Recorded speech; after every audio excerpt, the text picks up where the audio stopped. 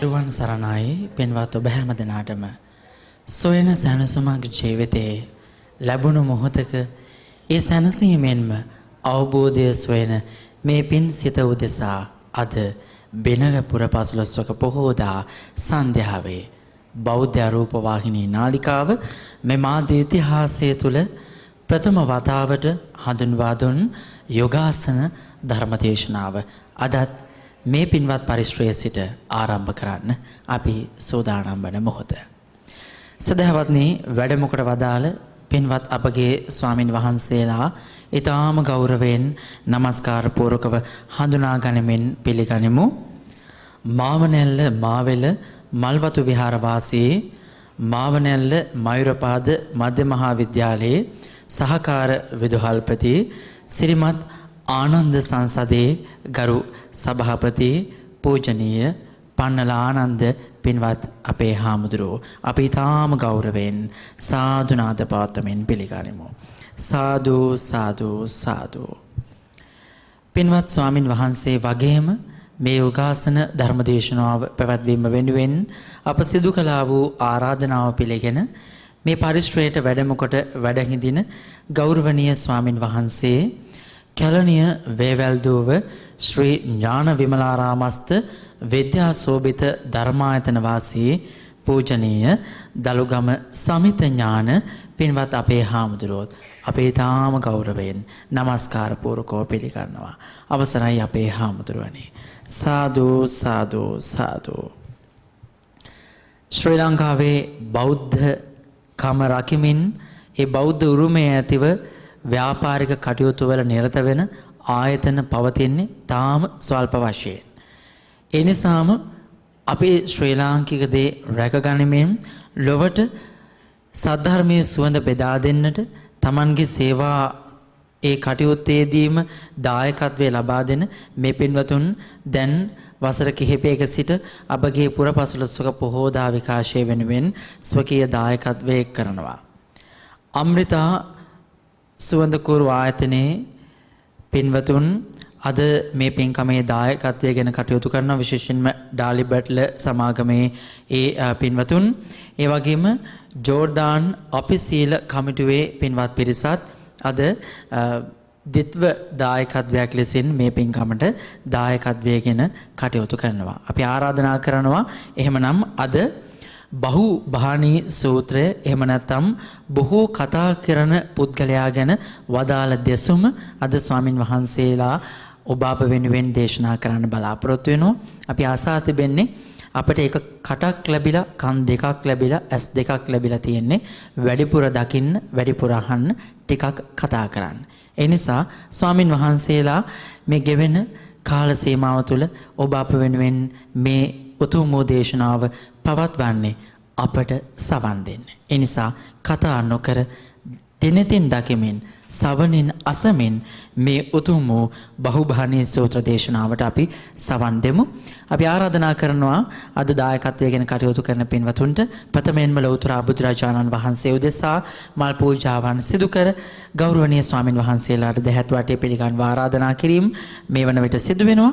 කලාකරුවන් ශබ්ද පූජාවන් පවත්වනවා.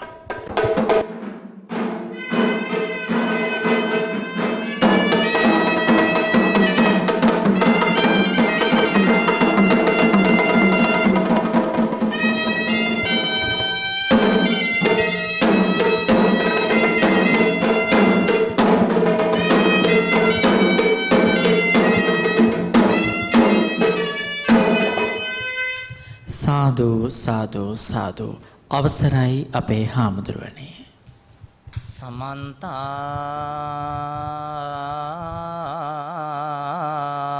චක්කවාලේසු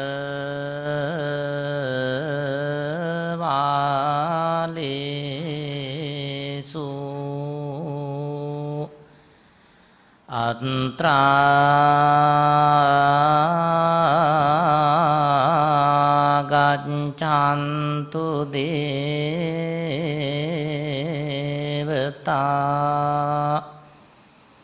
සද්ධම්මං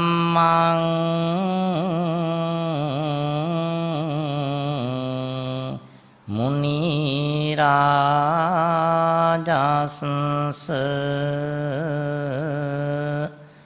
සුනන්තු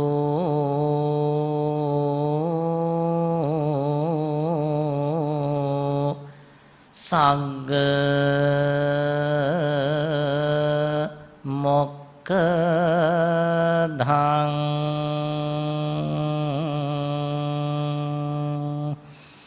ධම්ම ශ්‍රවණ කාලෝ අයං භදංතා ධම්ම ශ්‍රවණ කාලෝ අයං භදංතා ධම්ම ශ්‍රවණ කාලෝ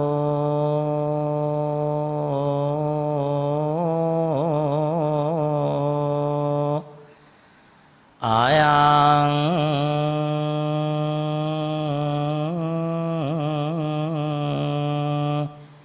භදංතා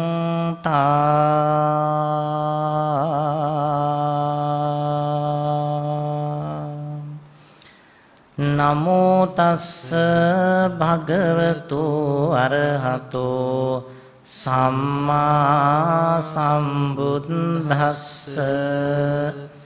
නමෝ තස්ස භගවතු අරහතෝ සම්මා සම්බුද්දස්ස නමෝ තස්ස භගවතු අරහතෝ සම්මා සම්බුද්දස්ස පංචමේ භික්ඛවේ ආදීනවා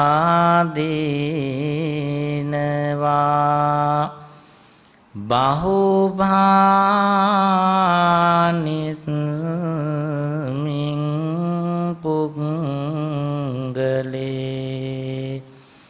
කතමේ පංච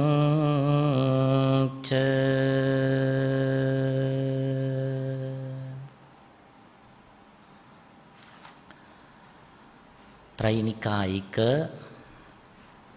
මහානායක මහා ස්වාමීන්ද්‍රයාණන් වහන්සේලා ඇතුළු සදා පූජනීය මහා සංඝ රත්නයන් අවසරයි. අද මේ උතුම් ධර්මානුශාසනාව පැවැත්වීම සඳහා යුගාසන ධර්මානුශාසනාව පැවැත්වීම සඳහා ඊ타ත්ම ගෞරව පෙරදැරිව බෞද්ධ මාධ්‍ය චාලයෙන් ලද ආරාධනාව ඇතිව අවස්ථාවට වැඩමවා වැඩ සිටින කල්යාණ මිත්‍ර අපේ දලුගම සමිත ඥාන ගෞරවනීය හාමුදුරන් වහන්සේගෙන් අවසරයි. සදැහැති පින්වතුනි සූදානම අපේ සම්බුද්ධ ශාසනයේ උගන්වන පින්කම් අතර ඊ타ත්ම වැදගත් ආනුභාව සම්පන්න සංසාරේ පුරාවටම හිස තබාගෙන යා හැකි අනුගාමික නිදානයක් බවට පත්වෙන ඊ타ම වැදගත් මහා පින්කමක් සිද්ධ කරගන්නට තථාගත බුදුහාමුදුරෝ අපට දේශනා කළේ සබ්බ දානං ධම්ම දානං ජිනාති සියලුම දානයන්ට වඩා මහත්ඵල මහානිසංස ලැබෙන දානය හැටියටයි ධර්ම දානේ බුදුහාමුදුරෝ අපට හඳුන්වලා දුන්නේ. ඒකට හේතුව තමයි ධර්ම ශ්‍රවණය කිරීමෙන් පමණයි අපට පුළුවන්කම ලැබෙන්නේ විශේෂයෙන්ම ධර්මය අවබෝධ කරගන්නට. එනිසා හැමදෙනාම ධර්මය ශ්‍රවණය කරලා තමයි ධර්මය අවබෝධ කරගන්නේ. තථාගත බුදුහාමුදුරුවෝ ඒ නිසා තමයි සියලුම භික්ෂූන් වහන්සේලාට දේශනා කළේ ධර්මචාරිකාවෙහි හැසිරෙමින් ධර්මය දේශනා කරන්නට කියලා. චරත භික්කවේ චාරිකං බහුජන හිතාය බහුජන සුඛාය අත්තාය හිතාය සුඛාය ආදී වශයෙන් බුදුහාමුදුරුවෝ දේශනා කළා. බොහෝ දෙනාගේ හිතසුව පිණිස යහපත පිණිස ධර්ම දේශනාවෙහි නිරත වෙන්න කියලයි තථාගත බුදුහාමුදුරුවෝ වදාළේ. එයින් අපිට පැහැදිලි ධර්මය ශ්‍රවණය කරාම ධර්මාවබෝධය කරගන්න පුළුවන්කම ලැබෙනවා. අද දවසේ ධර්ම දේශනාවට දායකත්වයේ සපයන පින්වත් ඔබ හැමදෙනාම බුදුහාමුදුරුවෝ අනුදැන වදාළ ඒ උතුම් පින්කම සිද්ධ කරගනු ලබනවා. ඒ නිසා ජීවිතයේ නැවත නැවත සිහි කටයුතු නැවත නැවත සිහි කරන මොහොතක් මොහොතක් පාසා පින් කුසල් වැඩි දියුණු වෙන ආනුභාව සම්පන්න පිනක කොටස්කරුවන් බවට පත් වුණාය කියලා හැමදෙනාම අද දවසේ සතුටට පත් වෙන්නට ඕනි. මේ උතුම් පුරපසළොස්වක පොහෝදා පවත්වනු ලබන යුගාසන ධර්මානුශාසනාව අපි ආරම්භ කරනු ලබනවා. ධර්ම මාතෘකාව හැටියට අපි දෙදෙනා වහන්සේම තෝරාගෙන දේශනා කරන්නට යෙදුනේ අංගුත්තර නිකායේ පංචක නිපාතයට අයිති සූත්‍ර දේශනාවක මුල කොටස. අපි දේශනා කරන බණ කතාව ඒ අනුව ඇතුළත් වෙන්නේ අංගුත්තර නිකායට. අංගුත්තර නිකායේ පංචක කියන නිපාතයේ අක්කෝසක කියන වග්ගයේ සඳහන් වෙන සූත්‍ර දේශනාවක්. සූත්‍ර දේශනාවේ බණ කතාවේ නම බහුභාණී සූත්‍ර දේශනාව. බොහෝ කතා කිරීම ගැන බුදුහාමුදුරුවෝ මේ ධර්මානුශාසනාව පවත්වලා තියෙනවා සවැත් නුවර ජේතවනාරාමේ වැඩ ඉන්න අවස්ථාවක. භික්ෂූන් වහන්සේලා ආමන්ත්‍රණය කරන බුදුහාමුදුරුවෝ පංචිමේ භික්කවේ ආදීනවා බහුභානිස්මින්. බුදුරජාණන් වහන්සේ භික්ෂූන් වහන්සේලා ආමන්ත්‍රණය කළා දේශනා කළා මහණෙනි කාරණා පහක් තියෙනවා බොහෝ කතා කරන අයට සිද්ධ වෙන ආදීනව. මේ බණ කතාවේ කොටස් දෙකයි. එක කොටසක් තමයි බොහෝ කතා කිරීමෙන් ඇතිවෙන ආදීනව. ආදීනව කියලා කියන්නේ නරක ප්‍රතිඵල. ඒ වගේම බණ කතාවේ දෙවෙනි කොටසේදී බුදුහාමුදුරෝ දේශනා කරන ආනිසංස. අඩුවෙන් කතා කිරීමේ ආනිසංස. ඒ අනුව ධර්මානුශාසනාව ඉතාමත් හොඳින් ශ්‍රවණය කරන්නට ඕනි තමන් ගැන මෙනෙහි කරමින්. මේ කරුණු පහ අපි පැහැදිලි කරනකොට තම තමන්ගේ පැත්තට හිත යොමු කරලා තමන්ගේ පැත්තට හිත යොමු කරලා මම මොන වගේ කෙනෙක්ද? මම බහු භාණී කෙනෙක්ද? ප්‍රඥාවෙන් තොරව ගොඩාක් කතා කරන කෙනෙක්ද මම? එහෙම නැත්නම් නුවණ පාවිච්චි කරලා අඩුවෙන් කතා කරන කෙනෙක්ද මම? වැඩියෙන් කතා කරන කෙනා අතරද මම ආදීනවයන්ට ලක් වෙන කෙනෙක්ද? එහෙම නැත්නම් මම ආනිසංස අයිති කෙනෙක්ද? අපි ඊ타ත්ම හොඳින් මේ පුංචි කාලය තුළදී තම තමා ගැන මෙනෙහි කරන්න. යම් කිසි කෙනෙකුට අපිව ශ්‍රවණය කරන මේ දහම් ගැබේ ඉන්න අයට පමණක් නෙමෙයි බෞද්ධයා මාධ්‍ය ජාලයේ විවිධ රටවල් වල ඉඳලා අපිව ශ්‍රවණය කරන ලොකු කුඩා මව් දෙමව්පිය පුංචි දුවල පුතාලා අපි හැමෝටම ආරාධනා කරනවා තමන් ගැන මොහොතක් හිතන්න. ඔබට දැනුණොත් මම ඉන්නේ ආදීනව පැත්තේ කියලා. නරක ප්‍රතිඵල ලැබෙන පැත්තේ කියලා. හැම දිනාම මහන්සි වෙන්න ඕනි නිවැරදි පැත්තට යොමු වෙන්න. ගොඩාක් කතා කරන අය ප්‍රඥාවෙන් තොරව මහන්සි වෙන්න ඕනි අඩුවෙන් කතා කරන්නට බුද්ධිමත්ව කතා කරන්න. උවමනා ආකාරයට පමණක් අපේ භාෂණය පරිහරණය කරන්න. බුදුහාමුදුරුවෝ මේ භාෂණය පිළිබඳව අපි කතා කරන දේවල් පිළිබඳව මංගල සූත්‍රයේදී දේශනා කළා.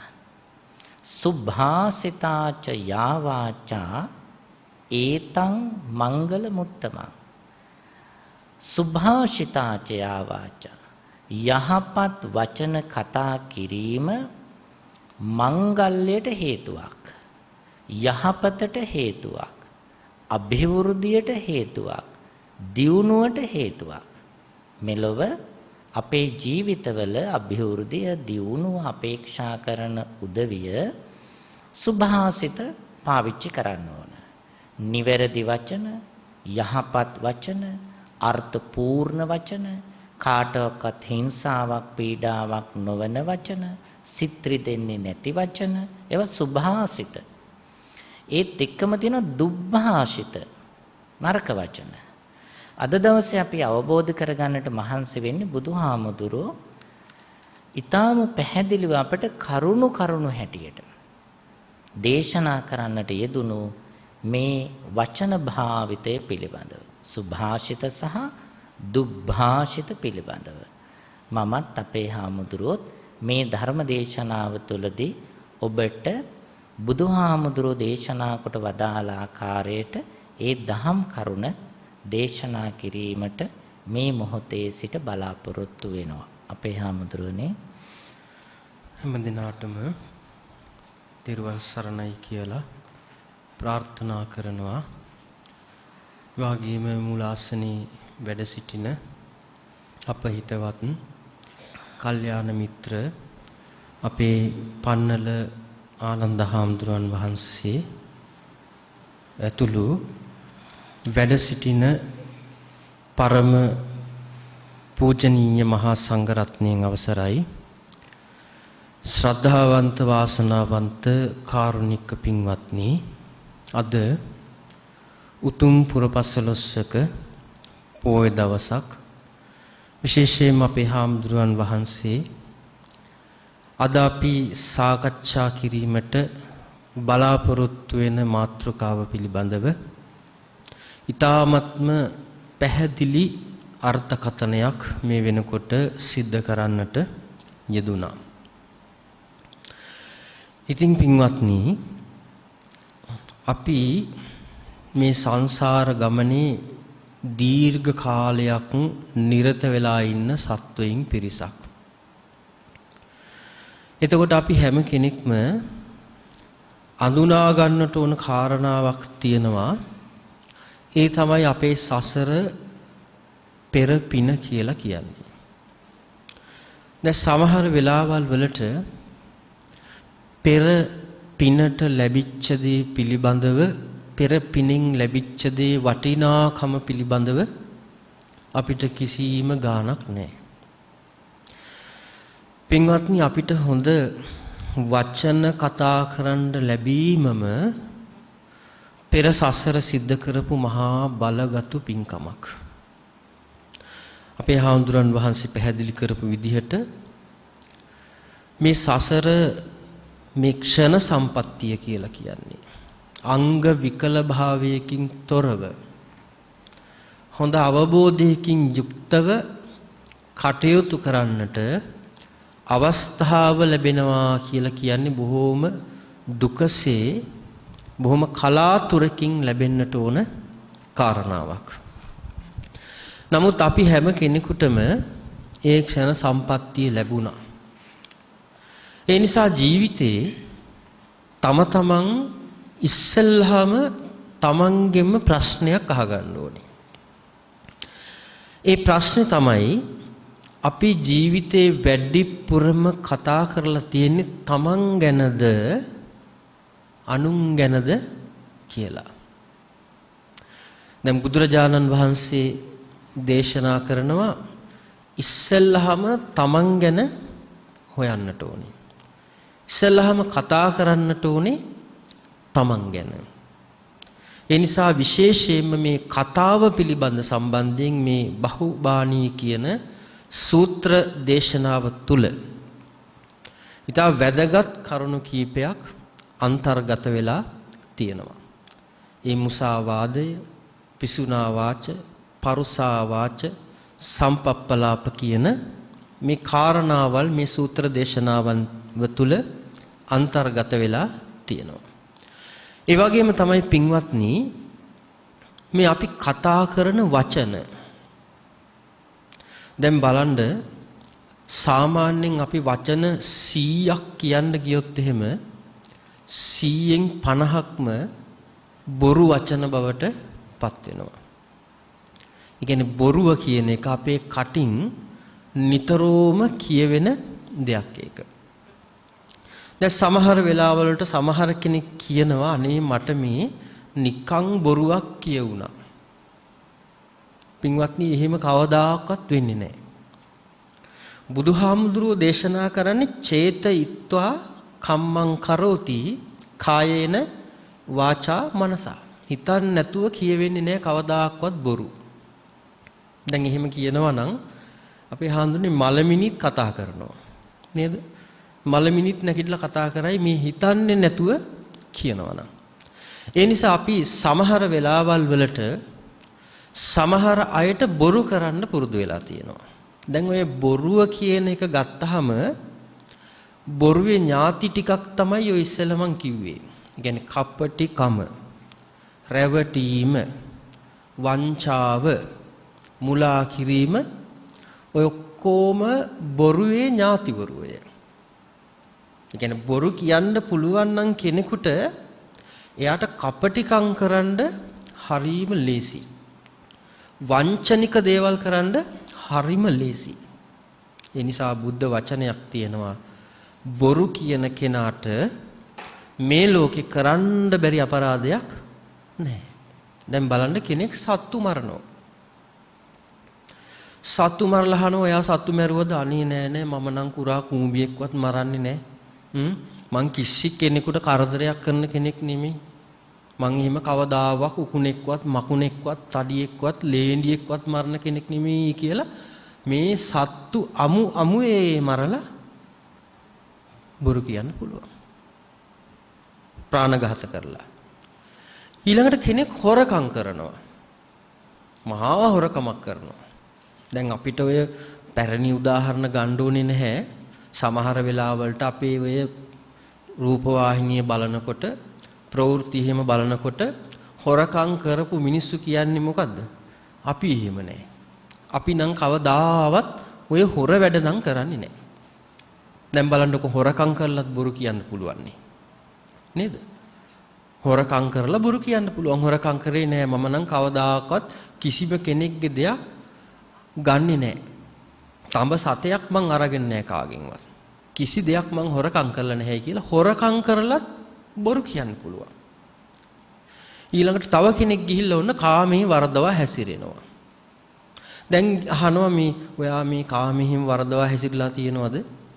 අනේ ඔව් කියලා කියනවද? නැහැ. අනේ නෑ මම ඒ වගේ වැඩ කරන්නේ නෑ. මම බොහොම සිල්වත් ජීවිතයක් ගත කරන්නේ කියලා කාමයේ වරදවා හැසිරීලා ඇවිල්ලා මේ බොරු කියනවා. එතකොට කාමයේ වරදවා හැසිරීම වහගන්නේ මොකෙන්ද? අර කියාපු බොරුවෙන් වහනවා. ඒ විතරක් නෙමෙයි. සමහරු බොරුවක් කියනවා. බොරුවක් කියලා බොරුවෙන්මත් වහනවා සමහර අය. තේරුණාද කීප එක? බොරුවක් කියලා ඒ බොරුවෙන්ම වහගන්න තැන් තියෙනවා. සමහරු මොකද කරන්නේ? මත් වතුර පාවිච්චි කරනවා. මත් වතුර පාවිච්චි කළා මොකද කරන්නේ? ගෙදර එනකොට නේද මුලත් ටිකක් කනවා, එහෙම නැත්නම් ටොපියක් කනවා, චුයින්ගම් එකක් කනවා. කෙලින් ඉන්න බලනවා. අනේ නෑ මං එහෙම නෑ. කොහෙද? ඔයා කොහොමද එහෙම කියන්නේ? මං නම් කටේ තිබ්බේ නැහැ කියලා මේ බීලා කටගොන්නක් බොරු කියනවා. ඒ නිසා මං කිව්වේ බොරු කියන කෙනාට පන්සිල් කඩන්න හරි ලේසියි. ඒ නිසා මේ බොරුව කියන එක තරම් භයානක දෙයක් කොහෙවත් නැහැ. ඒ වගේම තමයි අපි ඉගෙන ගන්න ඕන බොරුවෙන් සිද්ධ වෙන භයානක අකුසල කර්මයක් තියෙනවා. ඒක සසර නම් ගෙවලා ඉවර කරන්න පුළුවන් කමක් නැත්තේ නෑ. ඒ මොකද්ද? සංඝ භේදය. පංචානන්තරේ පාප කර්ම වලින් එකක් තමයි මේ සංඝ භේදය කියලා කියන්නේ. දැන් ඔබ අහලා ඇති මේ සංඝ භේදය කරපු කෙනෙක් ස්වාමීන් වහන්සේ කෙනෙක් පිළිබඳව බුදුරජාණන් වහන්සේ කාලේ කවුද? දේවදත්ත ස්වාමින් වහන්සේ. ඉතින් ඔය සමහර අය නම් කේන්ති ගියාම කියනවා දේවදත්තයා කියලාත් කියනවා. අනේ ඉතින් ඒ ස්වාමින් වහන්සේට එහෙම කිව්වට සංසාරයේ පසේ බුදු කෙනෙක් බවට පත් වෙන කෙනෙක්. ඒ වගේම දේවදත්ත ස්වාමින් වහන්සේට 이르දි තිබුණා. දේවදත්ත ස්වාමින් වහන්සේට තිබුණා පුණ්‍ය 이르දියක් තිබුණා. පින්වත්නි පුණ්‍ය 이르දියක් සිල් රකින්න නැතුව ලබා ගන්න බෑ. ඒ කියන්නේ අජාසත්තව තමන්ගේ පැත්තට නම්ම ගත්තේ විශාල නයිපෙන වගේක් මවලනේ. පුණ්‍ය 이르දියකි. තමන්ගේ පැත්තට නමා ගත්තා. නමාගෙන මොකද කරේ? අර බිඳවීම මං කියවනේ බොරු කියන කෙනාට කරන්න පුළුවන් බිඳවීම, කෙටවීම, කපටිකම් ඔක්කොම කරන්න පුළුවන්. ඊට පස්සේ කිව්වා ඔයාගේ තාත්තා මරලා රජකම ගන්න කියලා කිව්වා. ඊට පස්සේ කිව්වා දැන් හරි රජකම ගත්තනේ දැන් මගේ බලාපොරොත්තුව තමයි බුදුරජාණන් වහන්සේ මරලා බුද්ධත්වයේ ගන්න එක කියලා කිව්වා. ඒ සඳහා සියලු අකුසල කර්ම කරා. ගල් පෙරළුවා. සියල්ලම කරා. මේ බොරුව මුල් කරගෙන තමයි මේ සියල්ලක්ම කළේ. හැබැයි දේවදත්ත ළඟ අර පුණ්‍ය 이르දිය තිබුණා තාම. අන්තිමට බැරිම තැන මොකද කරේ? නැති ගුණයක් කියන්න ගත්තා. බොරුවක්. දැන් ඔය පරාජිකා දහම් වලක් තියෙනවා අන්තමසෝ ශුඤ්ඤාගාරේ අබිරමාමීති. කවුරු හරි කෙනෙක් කියනවනම් අනේ මම මේ දවස්වල හොඳට භාවනා කරන කෙනෙක් මම හොඳට ඒකත් පරාජිකාවක්. ශුඤ්ඤාගාරේ අබිරමාමීති. හිස්සු තැන්වල සිත්තලවා වාසය කරනවා කියන එකත් පරාජිකාවක්. ඒව නොකර. ඒ නිසා අන්තිමට මොකද කරේ? ස්වාමින් වහන්සේලාව කඩාගන්න අර එයා ළඟ නැති ಗುಣ ටිකක් වරපහ ඉදිරිපත් කරා. ඉතින් අනිත් ස්වාමින් වහන්සේලාත් බැලුවා බලන්නකො මේ දේවදත්ත ස්වාමින් වහන්සේ හරි හොඳයිනේ. බුදුරජාණන් වහන්සේට වැඩිය හොඳයිනේ මේ කියන දේවල් වලට අනුව කියලා මොකද උනේ? විශාල පිරිසක් කැඩිලා ආවා. සංඝ ભેදය කළා. සංඝ ભેදය කළා විතරයි උන්වහන්සේ ළඟ තිබිච්ච අර පුණ්‍ය 이르දිය අතුරුදහන් වුණා. ඊළඟට ඊට පස්සේ තමයි දේවදත්තට නොයෙකුත් ප්‍රශ්න එන්න ගත්තේ දේවදත්ත ස්වාමීන් වහන්සේට. ඉතින් දැන් බුදුරජාණන් වහන්සේ පැහැදිලි කරා වජ්ජ දස්සනං කියලා. කවුරු හරි කෙනෙක් ළඟ වැරද්දක් තියෙනවා නම් ඒ වැරද්ද අපි වැරද්දක් විදිහට දකින්න පුළුවන් වෙන්න ඕනේ. ඉතින් බුදුරජාණන් වහන්සේ සාරිපුත්ත මහරහතන් වහන්සේට කිව්වා දැන් මේ දේවදත්ත ස්වාමින් වහන්සේ විශාල හානියක් කරන්නේ ශාසනයට.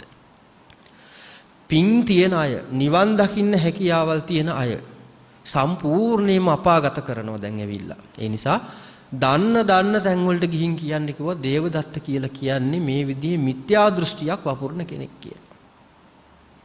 ඒ වෙලාවේදී සාරිපුත්ත මහ රහතන් වහන්සේ කියනවා භාග්‍යවතුන් වහන්සේ මං කොහොමද එහෙම කියන්නේ? මගේ කටින්ම මිනිස්සුන්ට කියලා තියෙනවනේ ඔය දේවදත්ත ස්වාමීන් වහන්සේ හරි හොඳයි කියලා. ඒ කියන්නේ මුලදී හොඳයිනේ. එතකොට බුදුරජාණන් වහන්සේ පැහැදිලි කළා හොඳයි. දැන් ඇත්තටම ඔබ වහන්සේ මේ හොඳයි කියලා කිව්වා. ඔව්. ඒ කාලේ හොඳයි. හොඳ නිසා මං සත්‍යයක්ම කිව්වා. දැන් නරකයි කියලා දන්නවද? ඔව් දන්නවා. එහෙනම් ඒක ඒ විදිහටම ගිහිල්ලා කියන්න කිව්වා. සත්‍ය කියන්න කිව්වා. ඒ නිසා පින්වත්නි මේ බොරුව කියන එක, කපටිකම කියන එක, වංචාව කියන එක තුලින් මහා භයානක අකුසල කර්ම සිද්ධ වෙනවා. ඒ කියන්නේ විශේෂයෙන්ම රැවටීම. දැන් අපි කවුරු හරි කෙනෙක් සංසාරේ රැවට්ටුවොත් එහෙම මොකද වෙන්නේ? කර කැවිලා ඇවිල්ලා අපිවම රැවටෙනවා. දැන් අර එක කතාවක් තියෙනවා මේ එක රජ කෙනෙක් හිටියා භර්තෘහරි කියලා. ඒ භර්තෘහරි කියන රජතුමාට බොහෝම රසවත් අඹ ගෙඩියක් හම්බ වුණා.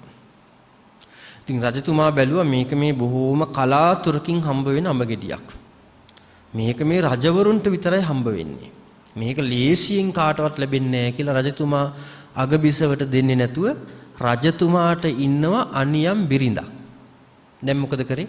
හොර රහසේම ගිහිල්ලා අර බිරිඳට දුන්නා. ඒ බිරිඳ බැලුවා මේක නම් මහා වටිනා අඹ ගෙඩියක් රජවරුන්ට හම්බ වෙන එකක්. ලේසියෙන් හම්බෙන්නේ නැහැ මේක කාටවත්. ඒ නිසා මේක මං කන්න හොඳ නැහැ. මං කැමැතිම කෙනාට දෙන්න ඕනේ කියලා මොකද කරේ? ඒ බිරිඳටත් ඉන්නවා අනියම් පුරුෂයෙක්. හොරෙන් ගිහිල්ලා දුන්න මෙන්න ඔයාට අඹ ගෙඩියක් කියලා. දැන් ඉතින් මේ මිනිස්සයා මේක අරන් බැලුවා මේක නම් ලේසි පාසු අඹ ගෙඩියක් නෙමෙයි. මේක ගොඩාක් වටින එකක්. ඒ නිසා මම මේක කන්න හොඳ නැහැ. මං කැමැතිම කෙනා ඉන්නවනේ. ඒ මිනිස්සයාටත් අනියම් බිරිඳක් ඉන්නවා. හොරේම ගිහිල්ලා යාට දුන්නා. දැන් ඒ බිරිඳ බැලුවා මේක බොහොම වටිනා අඹ ගෙඩියක්. මේක මම කන්න හොඳ නැහැ. මං ඉතින් කැමැතිම කෙනා රජතුමානේ නේද? ඒ නිසා ඉතින් අද හවස් ජාමේ හොරෙන් ගිහිල්ලා රජතුමාට දෙන්න ඕනේ කියලා රජවාසලේ පිටිපස්සෙන් ගිහිල්ලා රජතුමිනි මෙන්න ඔයාට කියලා දුන්නා. දුන්න ගමන් වැඩේ හවුණා. ඒකයි මං කිව්වේ එක්කෙනෙක් රැවට්ටුවොත් කීප දිනක් රැවටිලා ඇවිල්ලා අන්තිමට මොකද වෙන්නේ? සංසාරේ තමන්ම රැවටෙනවා. අතරමං වෙනවා. ඒ නිසා බොරුවේ ඥාති තමයි කපටිකම. ඒ කියන්නේ සටෝ කියලා කියනවා. සට පුද්ගලයෝ මායාවී කියලා කියනවා. වංක ජාතිකෝ. ඒක අපි සකස් කරගන්න ඕනේ අසටෝ අමායාවී උජු ජාතිකෝ කියලා. ඍජු කෙලින් කතා කරන පුද්ගලයෝ බවට පත් වෙන්නට ඕනේ. ඒ නිසා අපි මේ බොරුව කියන එක පිළිබඳව අපි තව දුරටත් ඉදිරියට සාකච්ඡා කරමු. පේාඳුරෝ. පංචමේ භික්කවේ ආදීනවා. ඒ කියන්නේ ආදීනව පහක්. පළවෙනි එක තමයි මුසා බනති. මුසාවාදය. බොරු කීම ආදීනවයක්. බොරු කීම නරක ක්‍රියාවක්. ප්‍රඥාවෙන් තොර වචනවලට තමයි අපි කියන්නේ බහුභා නිස්මින් කියලා. ඒ වචනවල ප්‍රඥාව නැහැ. නුවණ තියෙන අය එහෙම නරක වචන කියන්නේ නැති හන්දා. බොරුවක් ඇත්තටම බොරුවක් බවට පත් වෙන්න පියවර තියෙනවා 4ක්. දැන් අපේ අම්මා අප්පච්චිලා දුවල පුතාලා මේ කාරණා 4 හොඳට කල්පනා කරලා බලන්න අංග සම්පූර්ණ බොරුවක් හැදෙන්නේ කොහොමද කියලා. අංග සම්පූර්ණ බොරුවක්. පළවෙනි එක තමයි කියන කතාව අනිවාර්යයෙන්ම අසත්‍යයක්ම වෙන්න ඕන. ඒ කියන්නේ ඒ වචන ටික බොරුම වෙන්න ඕන. අසත්‍යයක්ම වෙන්න ඕන. දෙවෙනි එක තමයි කවුරු හරි රවට්ටන චේතනාව තියෙන්න ඕන. රැවටීමේ චේතනාව. පළවෙනි එක අසත්‍යයක්ම වීම, දෙවෙනි එක රැවටීමේ චේතනාව. කවුරු හරි කමක් නැහැ. රවට්ටන්න කෙනෙක් ඉන්න ඕනේ. යා රැවටීම සඳහා තමන්ගේ හිතේ චේතනාවක්. ඊළඟට උපක්‍රමයක්. කොහොමද මං එයාව රවට්ටන්නේ? මොනවද මං ඒ සඳහා පාවිච්චි කරන උපක්‍රම? කොහොමද මම මේක කියන්නේ? කොතනදීද මම කියන්නේ? විවිධ උපක්‍රම පාවිච්චි කරන්න පුළුවන්. උපක්‍රමයක් තියෙන්න ඕන. හතරවෙනි එක තමයි අපි බලාපොරොත්තු වෙන කෙනා රැවටීමටපත් වෙන්න ඕන. එතකොට අසත්‍යයක්ම වෙන්න ඕන, රැවටීමේ චේතනාව තියෙන්න ඕන, උපක්‍රමයක් තියෙන්න ඕනි, ඊළඟට රැවටීමටපත් වෙන්න ඕන. මේ කාරණා හතරම සම්පූර්ණ වුණොත් අපි කියන බොරුව අංග සම්පූර්ණ බොරුවක් බවට පත් වෙනවා. අපි මේක සරලව හිතුවට බුදුරජාණන් වහන්සේ අංග සම්පූර්ණ බොරුවක් කිව්වහම කෙනෙකුට විපාක 15ක් සිද්ධ වෙන බව දේශනා කරනවා. විපාක 15ක්. පළවෙනි එක තමයි නිරයන් උප්පජ්ජಂತಿ. බොරු කියන උදවිය මොන හේතුවකට නිසා හරි කමන්නේ ඒගොල්ලෝ නිරයේ උපදිනවා. ඒ අපාගාමී වෙනවා. ඊළඟට මනුෂ්‍ය ලෝකයේ ඉපදුනාම තව විපාක ගණනාවක් හම්බ වෙනවා බොරු කියන උදවියට. ඒ අනුව මම කීපයක් මතක් කරන්නම්. කට දුර්ගන්ධවත් වෙනවා. මුඛය ගඳ ගහනවා. කට ගඳ ගහනවා. ඊළඟට කටේ විවිධාකාර ලෙඩ ගෙඩි හැදෙනවා. තුවාල වෙනවා. නිතරම කටේ ගෙඩි දානවා තුවාල වෙනවා. ආහාර අනුභවය ඊටාම දුෂ්කරයි. කටේ ගෙඩි දානවා. ඊළඟට දත් කටේ දත් අපිලිවලට ගොඩාක් එනවා. අපිලිවලට ගොඩාක් එනවා. ඒවට අපි ඉඳලාම කියන බොරු දත් කියලා. ඒ දත් ඇත්තටම එන්නේ බොරු කිව්වහම තමයි. ඒවා බොරු දත්. ඒ වගේ කාරණා 15ක් තියෙනවා බොරු කියන උදවියට විපාක හැටියට හම්බ වෙන. ඒ සියල්ලම සිද්ධ වෙන්නේ අර විදිහට අංග සම්පූර්ණ බොරුවක් කිව්වහම. බුදුරජාණන් වහන්සේ සාරාංශකේ කල්පලක්ෂයක් සමතින්ස පාරමී ධර්ම සම්පූර්ණ කළා. පාරමී ධර්ම සම්පූර්ණ කළා. උන්වහන්සේ කිසිම අවස්ථාවක බොරුවක් කියලා නැහැ. බෝධිසත්වයෙක් හැටියට කටයුතු කරන කාලේ පවා. බුදුහාමුදුරුවෝ අපේ ජාතක පොතේ එක ජාතක කතාවක් තියෙනවා අම්බ ජාතකය කියලා. අපේ හාමුදුරුවනේ මේ අම්බ ජාතකයේ ඉන්නවා එක ශිෂ්‍යයෙක්. මේ ශිෂ්‍යයාට උගන්වන ගුරුවරයෙක් ඉන්නවා. ඒ ගුරුවරයා අප්‍රසිද්ධයි. ජනප්‍රිය ගුරුවරයෙක් නෙමෙයි, ප්‍රසිද්ධ ගුරුවරයෙක් නෙමෙයි, අප්‍රසිද්ධ ගුරුවරයෙක්. ඒ ගුරුවරයා ගාව තියෙනවා මන්තරයක් අකාලයේ ඊටාම මිහිරි පැණි රස අඹ හදන්න පුළුවන් මන්තරයක්. ඒ මන්තරයෙන් මතුරලා අඹ ගහට පැන් ඉස්සහම ඒ අඹ ගස්වල මිහිරි අඹ පළ හැදෙනවා. හරිම රසයි. දැන් ওই මන්තරේ අර ගුරුවරයාගෙන් ඉගෙන ගන්නවා මේ ශිෂ්‍යයා. ගුරුවරයා පොරොන්දුවක් කරව ගන්නවා කවුරු හරි ඇහුවහම මේ මන්තරේ කියලා දුන්නේ මම කියලා කියන්න ඕන. ගුරුවරයාගේ ඇත්ත නම කියන්න ඕන. ඉතින් ශිෂ්‍යයා හොඳට ඉගෙන ගත්තා. දැන් මේ මන්ත්‍රය දක්ෂයි. ගුරුවරයාගේ අවවාදයත් පිළිගත්තා. කාලයාගේ ඇවෑමෙන් මේ ශිෂ්‍යයා යනවා රජ්ජුරුවන්ගේ උද්‍යානයට. රජ්ජුරුවන්ගේ උද්‍යානයට ගිහිල්ලා රජ්ජුරුවන්ගේ උද්‍යානයේ තියෙන අඹ ගහකට අර මන්තරෙන් මතුරලා පැන් ඉහලා ඊටාම මිහිරි අඹපල හැදෙනවා දැන් මේ වෘක්ෂේ අඹ ගහේ. ඒ අඹ ගෙඩියක් හම්බ වෙනවා රජ්ජුරුවන්ට අනුභව කරන්න. රජ්ජුරුව හොයලා බැලුවා මේ අකාලේ අඹ හැදුනේ කොහොමද කියලා. එතකොට ආරංචි වුණා අසවලා මෙන්න මේ විදිහට මතුරලා පැන් ඉහලා මේ වෘක්ෂය අඹ හැදුනේ කියලා. රජ්ජුරුවන්ට ගොඩාක් ආසයි තුන මේ අඹ කන්ට. රජ්ජුරුව කැමති වුණේ උත්සවශ්‍රීයෙන් අඹ කන්ට. ඊට පස්සේ හැමදෙනාටම එන්න කියලා උද්‍යානයේට පැල් බැඳගෙන කට්ටිය හැමෝම මේක රාසි වුණා.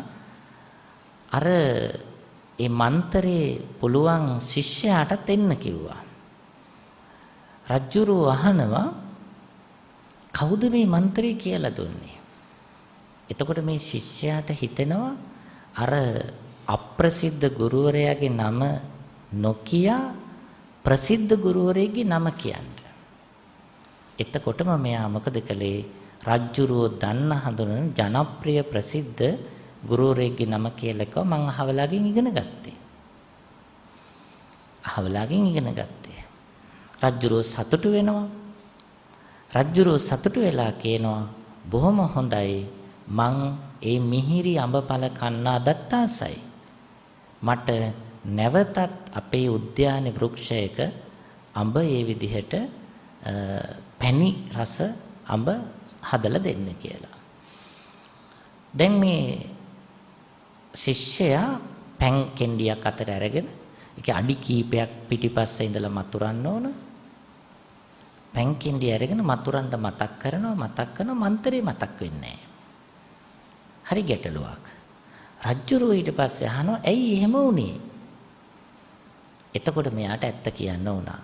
මෙයා කියනවා මහරජතුමනි මගේ ගුරුවරයාගේ නම නෙමෙයි මම කිව්වේ. මගේ ගුරුවරයා මට මෙහෙම අවවාදයක් කරලා තිබුණා. කවුරු හරි ඇහුවොත් මගේ නමම කියන්න කියලා. මම ඔබ වහන්සේට වෙන නමක් කිව්වා. ඒ වෙන නම කිව්ව නිසා දෝ මට දැන් මන්ත්‍රය අමතකයි. රජ්ජුරුව මොකද කළේ? මේ පුරුෂයාට චරපුරුෂයෝ දාලා උණ පතුරු වලින් ඉදිරියෙන් සහ පසුපසින් උණ පතුරු වලින් ගහමින් ඒ ප්‍රදේශයෙන්ම එලවලා දැම්මා. දැන් බලන්න අපේ රජ්ජුරුවෝ රැවටුණා. දැන් මන්ත්‍රය දන්න කෙනා දන්නවා මම කියන්නේ අසත්‍යයක්. පළවෙනි කාරණේ හරි. අසත්‍යයක්මයි. ඊළඟට අරමුණ රජ්ජුරුව රවට්ටන්න ඕනි. රජ්ජුරුවන්ට මේ අප්‍රසිද්ධ ගුරුවරයාගේ නම නොකිය රජ්ජුරුවන්ට වෙන හොඳ නමක් කියන්න ඕන. ප්‍රසිද්ධ නමක්. රජ්ජුරුව රැවටුණා. රජ්ජුරුව සතුටු වුණානේ. සතුටු උනේ රැවටිලා. මොකද්ද උපක්‍රමය? එයා කිව්වා මට මේ මන්ත්‍රය කියලා දුන්නේ මගේ අසවල් ගුරුතුමා හොඳට කියනවා. ඊට පස්සේ මොකද වෙන්නේ? රජ්ජුරුව රැවටීමටපත් වෙනවා. මේ භවයේම ඒ කරන ලද අසත්‍ය ප්‍රකාශයට මුසාවට බොරුවට දැඩි දඬුවම් හම්බ වෙනවා. දැඩි දඬුවම් හම්බ වෙනවා. ඔහු පස්සේ ජාතක කතාවේ අවසානයේ ගුරුවරයා හොයාගෙන යනවා. ඒත් නිසි දඬුවම් හම්බ වෙනවා. අකාලේ මිය දෙනවා මහා වනාන්තරේ. දැන් අපට පැහැදිලි බොරුවක් කිව්වහම ඒ බොරුවට ලැබෙන දඬුවම අපකීර්තිය මෙලොව ජීවිතේ අසාර්ථක වෙනවා. ඒ වගේම ඕනම කෙනෙකුගේ පරලෝ ජීවිතේ අසාර්ථක වෙනවා. අපි බොරු හරිම සරලව කියනවා. හරිම සරලව කියනවා. හදලා ගොතලා ඒක තමයි උපක්‍රමය. කිසිම කෙනෙකුට චකිතයක් ඇති නොවන විදිහට ඊටාම සූක්ෂමව කියනවා. කියලා රවට්ටලා අපි සතුටු වෙනවා. අද අපි කියලා දෙන්නේ බුදුරජාණන් වහන්සේ දේශනා කළ මේ බහු භාණී සූත්‍රය තුලින් අපේ ලෝකේ අපේ රටේ අම්මා අපච්චිලා දුවල පුතාලා කිසිම දවසක මේ වගේ බිහිසුණු භයානක විපාක හම්බ වෙන බොරු නොකියා උප්පරමයෙන් මහන්සි වෙන්න සත්‍යවාදී වෙන්න හැම මොහොතකම සත්‍යවාදී වෙන්න ඇත්ත කියන්න පුළුවන් තරම් ඇත්ත කියන්න බොරුවක් කියන්න හිතන හැම මොහොතකම මතක් කරන්න ගොඩාක් ආදීනව ලැබෙනවා කියලා නිරය යන්න සිද්ධ වෙනවා කියලා ගොළු වෙන්න සිද්ධ වෙනවා ගොත වෙන්න සිද්ධ වෙනවා කටේ දුර්ගන්ධය හමනවා කටේ ගෙඩි දානවා ඒ වගේ භයානක විපාක අපට හම්බ වෙනවා ඒ නිසා බොරු නොකිය ඉන්න මහන්සි වෙන්න බොරුවක් කියන්න හිතෙයි කතාව භාගයක් කියාගෙන යන්නත් හිතෙයි ඒ කියන හැම මොහොතකම අපට දැනෙනවා දැන් නම් මම බොරුවක් කියන්නේ එතකොට නවත්තන්න ප්‍රඥාවෙන් කතා කරන්න හිතලා නවත්තන්න පුළුවන් නොකිය ඉන්න පුළුවන් හැම වෙලෙම හිතනවා නම් නෑ මම බොරු කියන්නේ නෑ ලේසි නෑ මම බොරු කියන්නේ නෑ හැම වෙලෙම හිතන්න හැම එතකොට අපට ලේසි බොරුවෙන් වැළකීලා ඉන්න ඒක ආනිසංශයක් න මුසා භනති.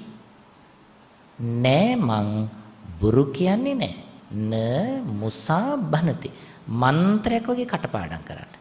පුංචි දොළ පුතාලා නිතරම කියන්නේ මං බොරු කියන්නේ නෑ. බොරුවක් කියන්න ලැහත් වෙනකොට ඊට පස්සේ නොකියයි. බොරුවක් කරන්න ලැහත් වෙනකොට ඊළඟට නොකර ඉන්න. හේතුව මම බොරු කියන්නේ නෑ කියලා මම මටම කියනවා.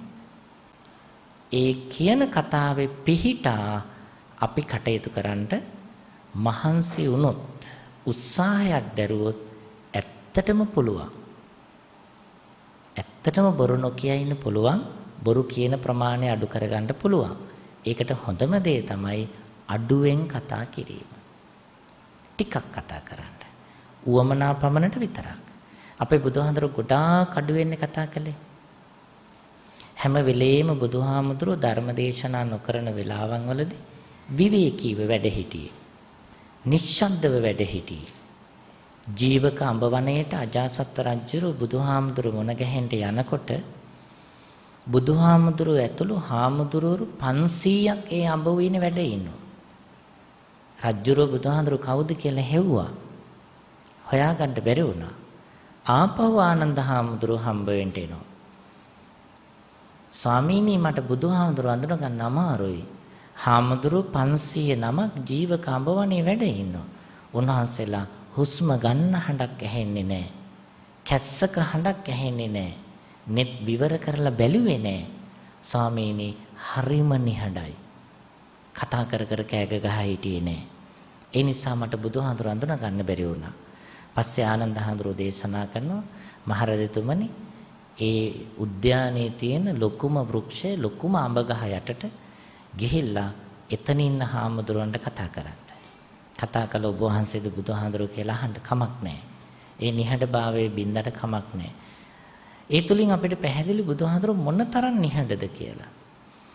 බුද්ධං සරණං ගච්ඡාමි කියන අපි හැම මොහොතකම නිකරුණේ කතා නොකර නිහඬභාවය ආරක්ෂා කරන්න මහන්සි වුණොත් බොරු කියන එක අඩු වෙනවා.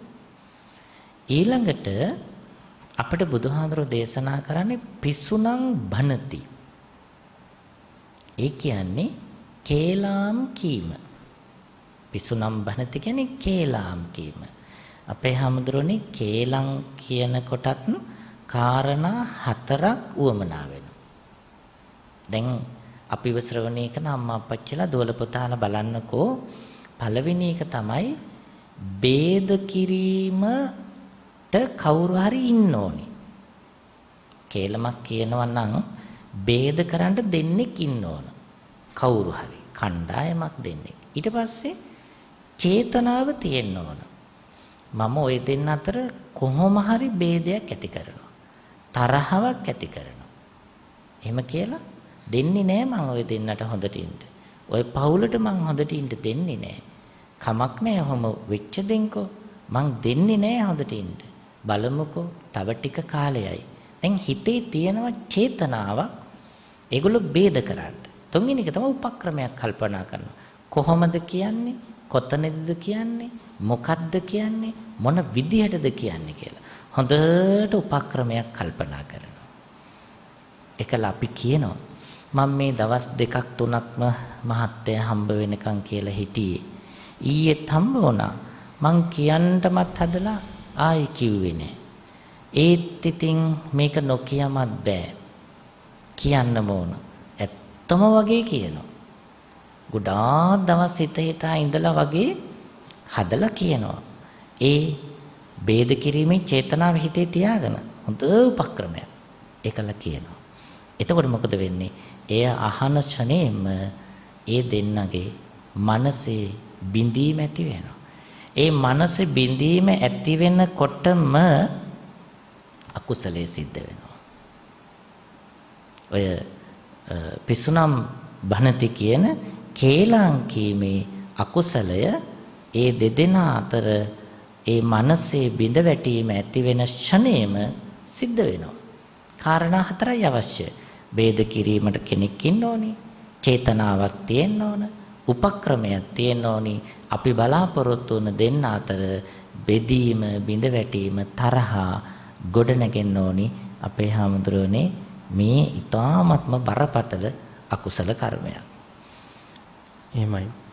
ඒ වගේම අපි දේශනයේදී මතක් කරා මේ බුදුරජාණන් වහන්සේගේ වචනය පිළිබඳව.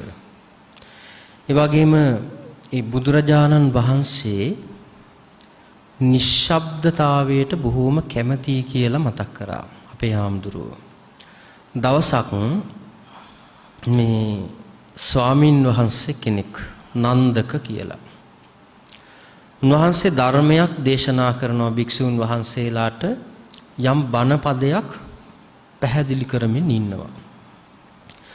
එහෙම බණ පදයක් පැහැදිලි කරමින් ඉද්දී බුදුරජාණන් වහන්සේ දැක්ක මේ ස්වාමින් වහන්සේ බොහොම ලස්සනට ආදි කල්යාණ මජ්ජේ කල්යාණ පරියෝසాన කල්යාණයෙන් යුක්තව බොහොම ලස්සනට මේ බණ පද ටික ස්වාමින් වහන්සේලාට පැහැදිලි කරලා දෙනවා දැක්කා. හැබැයි බුදුරජාණන් වහන්සේ එකපාරට එතෙන්ට කඩාගෙන බිඳගෙන ගියේ නැහැ. බුදුරජාණන් වහන්සේ මොකද කරේ? බොහෝම නිශ්ශබ්දව අර ස්වාමින් වහන්සේ බණ කියන එක දිහා අහගෙන හිටියා. ඊළඟට දේශනේ අවසානයේදී උගුර පෑදුවා. උගුර පාදලා නියසිලින් දොරට තට්ටු කරලා ඒ ස්ථානයට ඇතුල් වුණා. ඇතුල් වෙලා බුදුරජාණන් වහන්සේ බොහෝම ඒ නන්දක ස්වාමින් වහන්සේ කරපු භික්ෂුන් වහන්සේලා කරපු වැඩපිළිවෙල ගැන බොහොම ලස්සන වර්ණනාවක් සිද්ධ කරා. ඒ තමයි සන්නිපතිතානං වූ නන්දක ද්වයං කරණීයං. එකක් ධම්මීවා කතා අනිත් එක අරියෝවා තුන්හි බව. දැන් පිරිසක් එක තැනකට එකතු වුණාට පස්සේ කරන්න තියෙන වැඩ කීයද? වැඩ දෙකයි කරන්න තියෙන්නේ. එකක් යහපත් කතාවක් දස කතාවකින් එකක්, දහම් කතාවක්, දීපු දානයක්, කරපු පින්කමක් ගැන කතා කරන්න පුළුවන්. එහෙමත් නැත්නම් අපිට කතා කරන්න දෙයක් නැත්නම් අපිට කරන්න ඕනේ මොකද්ද? ආර්ය තුන්හි භාවයෙන් යුක්තව. දැන් එතන වචනේ වැදගත්. නිශ්ශබ්ද වෙන්නේ කියන්නේ එකපාරට නිකන් උඩ බලාගත්ොත් බලාගෙන ඉන්න කියන එක නෙමෙයි. ආර්ය තුන්හි භාවයෙන් යුක්තව. මනස දැඩි ලෙස කෙලෙස් වලට යටත් වෙන්න දෙන්නේ නැතුව නිශ්ශබ්දව පැහැදිලි පිරිසිදු අරමුණක ඉන්න කියලා කිව්වා. එතකොට අපිට මේ නිශ්ශබ්දතාවය පිළිබඳව දැන් මේ බහුබාණී කියන සූත්‍ර දේශනාවේ බොහෝසේ කතා කිරීමනේ. දැන් එතකොට ඒකටම එන තවත් වචනයක් තමයි මිතභාණී කියලා කියන්නේ. මිතභාණී කියලා කියන්නේ පමණ දැනගෙන කතා කිරීම. හැබැයි ලෝකේ ගැටලුවක් තියෙනවා. ඒ ගැටලුව තමයි බුදුරජාණන් වහන්සේ දවසක් මේ අතුල කියන උපාසක මහත්මයාට කියනවා පෝරාණ මේතං අතුලං නේතං අජ්ජත නාමිච නින්දන්ති තුන්හි මාසීනං නින්දන්ති බහු බහනිනං මිත භානිනම්පි නින්දන්ති කියලා. නත්ති ලෝකේ අනින්දිතෝ. එතකොට මේ ලෝකේ ස්වභාවය අපි තේරුම් ගන්න ඕනේ. පෝරාණ මේතං අතුල කියන උපාසකයාට කියනවා මේ නින්දන්ති බහු බානිනං. කෙනෙක් බොහෝසේ කතා කරත් නින්දා පහස විඳින්න වෙනවා. පමණ දැනගෙන කතා කරත් ඒත් ලෝකේ ස්වභාවය තමයි නින්දා පහස විඳින්න වෙනවා. නිශ්ශබ්දව හිටියත් ලෝකේ ස්වභාවය තමයි නින්දා පහස විඳින්න වෙනවා. ඉතින් ඒ නිසා අපි කවදාක්වත්ම මොනම වෙලාවකවත් මේ වචන කියන ඒවා දැන් අපේ දෙවෙනි කාරණාවට අපි ආවා මේ පිසුනා වාච කියලා. ඒ කියන්නේ කේලම් කීම, බිඳවීම, කෙටවීම කියන එක. කෙනෙකු අතර තරහ ඇති කරවීම කියන එක නැති කරගන්න අපි උත්සාහ කරන්නට ඕනේ. අර අපි එක කවි එකක් තියෙනවා පිසුණු කියා සංග දෙනමක් වෙනස් කොට පැසුණු එකෙක් නිරයේ කල්පයක් සිට මුහුණු කුණුව තව ප්‍රේතව විඳ ගැහැට කියලා. නිරයේ කල්පයක් තිස්සේ ස්වාමින් වහන්සේලා දෙනමක් විරසක කරලා තරහ කරලා ඒ නිසායි ඒ කේලම කෙටවීම බිඳවීම කියන එක ඒ තරමට භයානකයි. දැන් එතකොට ඔය කේලම් කියන ඒවා සමහර වෙලාවල් වලට මේ අපි අහන අර්ථ තියෙනවා. දැන් සමහර වෙලාවට අපි සමහර දේවල් කියනවා නේද මේ ගියා, කෑවා, බැන්නා. මේ ඇහැට දැක්කෙත් නැහැ. කනට ඇහුනෙත් නැහැ. දැන් අර වස්සකාරක කියන බමුණට බුදුරජාණන් වහන්සේ බොහොම ලස්සනට ඒක පැහැදිලි කරලා දෙනවා. වස්සකාරක ඇවිල්ලා බුදුරජාණන් වහන්සේට කියනවා භාග්‍යතුන් වහන්සේ ඇහැට දැක්කනම් කනටත් ඇහුණා නම් ඒ වගේ දේවල් කීමෙන් ප්‍රශ්නයක් නැහැ නේද කියලා අහනවා. ඒ වෙලාවේදී බුදුරජාණන් වහන්සේ දේශනා කරනවා ඇහැට දැක්කනම් කනට ඇහුණා නම් ඒ වගේ දේවල් මං කියන්නෙත් නැහැ, නොකිය ඉන්න කියලා කියන්නෙත් නැහැ. හැබැයි ඇහැට දැක්කනම් ඒ දැකපු දේ කීමෙන් කෙලස් ඇවිස්සෙනවා නම් අකුසලයට බර වෙනවා නම් ඒ වගේ දේවල් කියන්න යන්න එපා කියලා කිව්වා. ඒ වගේ තමයි අපි ඔය දැන් අපිට සමාජයෙන් ලැබෙන වැරදි අදහස් තියෙනවා.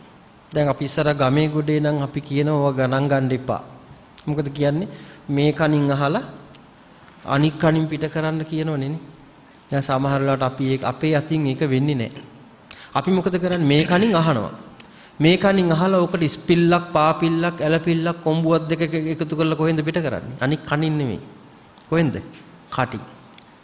එතකොට හොඳට බලන්න මෙහෙන් ඇහිච්ච එක නෙමෙයි මෙහෙන් කියවෙන්නේ.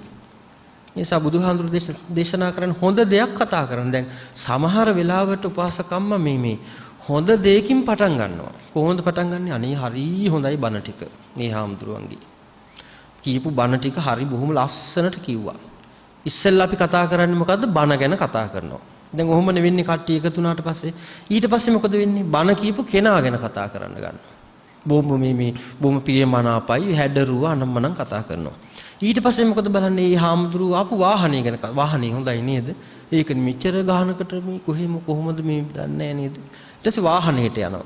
ඉතින් ඔය වාහන ගන්න ඉතින් තව මොන හරි ව්‍යාපාර දැන් දැක්කද පටන් ගත්තේ හොඳ දෙයකින්. නමුත් අවසන් වෙන්නේ දන්නේම නැතුව වැඩකටම නැති දෙයකින් අපේ අවසන් වෙනවා. ඒ නිසායි අපි කියන්නේ අපි මේ අනුන්ගේ දේවල් තව කෙනෙකුගේ දෙයක් ඕවා කේලම් වෙනවනේ නේද? ඇහැට දැක්කෙත් නැත්තම් කනට ඇහුනෙත් නැත්තම් කවදාවත් ඒවා අනිත් අයට කියන්න යන්නට හොඳ නැහැ. මොකද හේතුව දැන් සමහර අය ඉන්නවා උදේ පාන්දර නැගිටින්නේ මට අද කොහෙන්දෝ මොකක් හරි දෙයක් තොරතුරක් ලැබෙන්නේ කොහෙන්දෝ කියලා බලාගෙන නැගිටිනවා අය ඉන්නවා. ඔය ගමේ ගොඩේ කියන්නේ නේද කතා බහ කරනකොට. ඉතින් ඒක නිසා සමහර වෙලාවට අපිට යම්කිසි තොරතුරක් තව කෙනෙකුට කියන්න ඕනේ නම් මම අදහස් කරේ අර සිංහල භාෂාවේ ව්‍යාකරණ රීතියක් තියෙනවා ශ්‍රුති සූචනාර්ථය කියලා. ඒ කියන්නේ ඔය හැම එකක්ම අන්තිමට ලියන්න දාන්න ඕනේ. ගියාලු මෙහෙම දෙයක් කිව්වලු බැන්නලු මං කියන්නේ මේ අපිට කරන්නම දෙයක් නැත්තම් ලියන්න දාලා හරි කමක් නැහැ. ඒ පාප කර්මෙන් බේරෙන්න අපිට පුළුවන් කමක් තියෙනවා. ඒ නිසා සමහර වෙලාවට සමහර අය ඉන්නවා මේ නිතර කතා කරන්න උන අය. බහුබාණී කියලා කියන්නේ නිතරම හැම වෙලාවකදීම කතා කරන්න ඕනේ. මේ පාරට යනවා පාරේ යන මිනිස්සෙක් හරි කමන්නේ අල්ලගෙන මොනවා හරි කතා කරනවා. කාගේ හරි විච්ච දෙයක්, උන දෙයක්, මෙයාට මොකද උනේ, මෙයාට මොකද උනේ, ඒකනේ මේ අරයටත් මෙහෙම වෙලා නේද කියලා. ඒ සියල්ලක්ම මොකද කරන්නේ? කතා කරනවා. එයාට හැම වෙලේම මොන හරි එහෙම කතා කරන්න ගියාම තමයි ඔය අනුන්ගේ කේලම් කියන ඒවා ඉදිරියට එන්නේ. අරයට විච්ච දේවල්, මෙයාට විච්ච දේවල්, අතන විච්ච දේවල්. දැන් අර බුදුරජාණන් වහන්සේ කාලෙත් එක ස්වාමින් වහන්සේ කෙනෙක් හිටියා. උන්වහන්සේගේ වැඩේ කියවන එක. කියවනවා ඉවරයක් නැහැ. ඕන එකටත් කියවනවා, එපා එකටත් කියවනවා. ඉතින් මේ ස්වාමින් වහන්සේගේ කියවිල්ල අනිත් ස්වාමින් වහන්සේලාට කනක් ඇහෙන්න විදිහක් නැහැ. ඉතින් බැරිම තැන බුදුරජාණන් වහන්සේට ගිහින් කිව්වා භාග්‍යතුන් වහන්සේ බලන්නකො මේ පුදුමාකාර කියවිල්ලක් නේ මේක. ඕන එකත් කියවනවා, එපා එකත් කියවනවා, අරයාගේ විස්තරත් ඇවිල්ලා කියනවා, මේගොල්ලන්ගේ විස්තරත් කියනවා. අරයා මෙහෙමයි කියලා කියනවා, මෙයා මෙහෙමයි කියලා කියනවා, මෙයා ඔහොම හිටියට මෙහෙම කෙනෙක් කියලා කියනවා. මේ විදිහට මේ කේලම් ටික ඔක්කොම ටික මොකද කරන්නේ? ඇවිල්ලා කියවනවා. බුදුරජාණන් වහන්සේ බැලින්නම් මේකට හේතුව හොයාගත්තා. ඒ කියන්නේ මේක ජාතක කතාවක් අකාලරාවි ජාතකය කියලා. අකාලරාවි කියලා කියන්නේ මේ නොකල්ලි හැඬලීම කියන එකට. ඒ කියන්නේ පෙර භවයක මේ ස්වාමින් වහන්සේ මේ කුකුලෙක් වෙලා ඉපදිලා තියෙනවා. ඉතින් මොකද වෙලා තියෙන්නේ අර ආචාර්යවරයා දිසාපාමොක් ආචාර්යවරයාගේ යටතේ ශිෂ්‍යවරු විශාල පිරිසක් ඉඳලා තියෙනවා. ඉතින් මේ ශිෂ්‍යවරුන්ට උදෑසන අවදි වෙන්න විදිහක් නැහැ. ඉතින් මොකද කරේ දැන් කුකුලෙක් ගෙනල්ලා තිබ්බා කුකුලාගේ හැන්ඩල්ලෙලට අවදි වෙයි කියලා. මේ කුකුලා මොකද කරේ? 12ටත් අඬනවා 2ටත් අඬනවා 4ටත් අඬනවා. වෙලාවක් නැහැ. කොයි වෙලේත් කොක්කොක් ගන්නවා. ඉතින් මේ දැන් මේ ළමයි ටික බැලුවා මේ මොන කරදරයක්ද මේ කුකුලත් එක්ක නිදා ගන්න හම්බෙන්නේ නැහැයි කියලා පොළු කෑල්ලක් අරගෙන ගහලා මරලා දැම්මා. ඒ නිකාන් ඔහි ඌවා පින්වත්නි සසර පුරුදු බවට පත් වෙනවා. ඔය බොරු කියන දේවල්, කේලම් කියන දේවල් සංසාර පුරුදු විදිහට යනවා.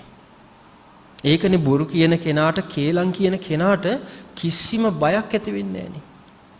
ඒක නිසායි මේ මෙච්චර දැන් බලන්න මම කල්පනා කරේ අපේ හන්දේ කට පරිස්සම් කරගන්නනේ වැඩිපුර තියෙන්නේ වෙන මොහොකටවත් ඔච්චර දාලා නැහනේ. මුසාවාද, පිසුනා වාච, පරුසා වාච, සම්පප්පලාප. කට පරිස්සම් කරගන්න. ඒ කියන්නේ ඔක්කොම ಜಾති වෙන්නේ අර තියෙන්නේ මහනෙල් සුවඳමය, කුඩමසු පිලි ගඳමය, දෙකට එක දියමය, හොඳට නරකට දෙකට කටමය. ඒ නිසා කට පරිස්සම් කරන එක පින්වත්නි වචනය පරිස්සම් කරන එක ඒ කියන්නේ සත්‍ය කතා කරන එක පාරමිතාවක්. දස පාරමිතාවන් වලින් එකක් සත්‍ය කියලා කියන්නේ. ඇත්ත කතා කරන එක. සත්‍යවාදී වීම. ඒ නිසා අපිට ගොඩාක් අමාරුම දේ තමයි මේ වචනේ සංවරය කියන එක බොහොම අමාරුයි අපි. ඒ කියන්නේ අවශ්‍ය දේ කතා කරන්න පුරුදු වෙන්න ඕනේ. අනවශ්‍ය දේවල් බැහැර කරන්න ඕනේ. දැන් අර මට එක කතාවකුත් මතක් වුණා මේ වෙලේදී මේකට මේ මාතෘකාවට සම්බන්ධතාවයක් තියෙන නිසා එක මේ සෙන් කතාවක් මේක.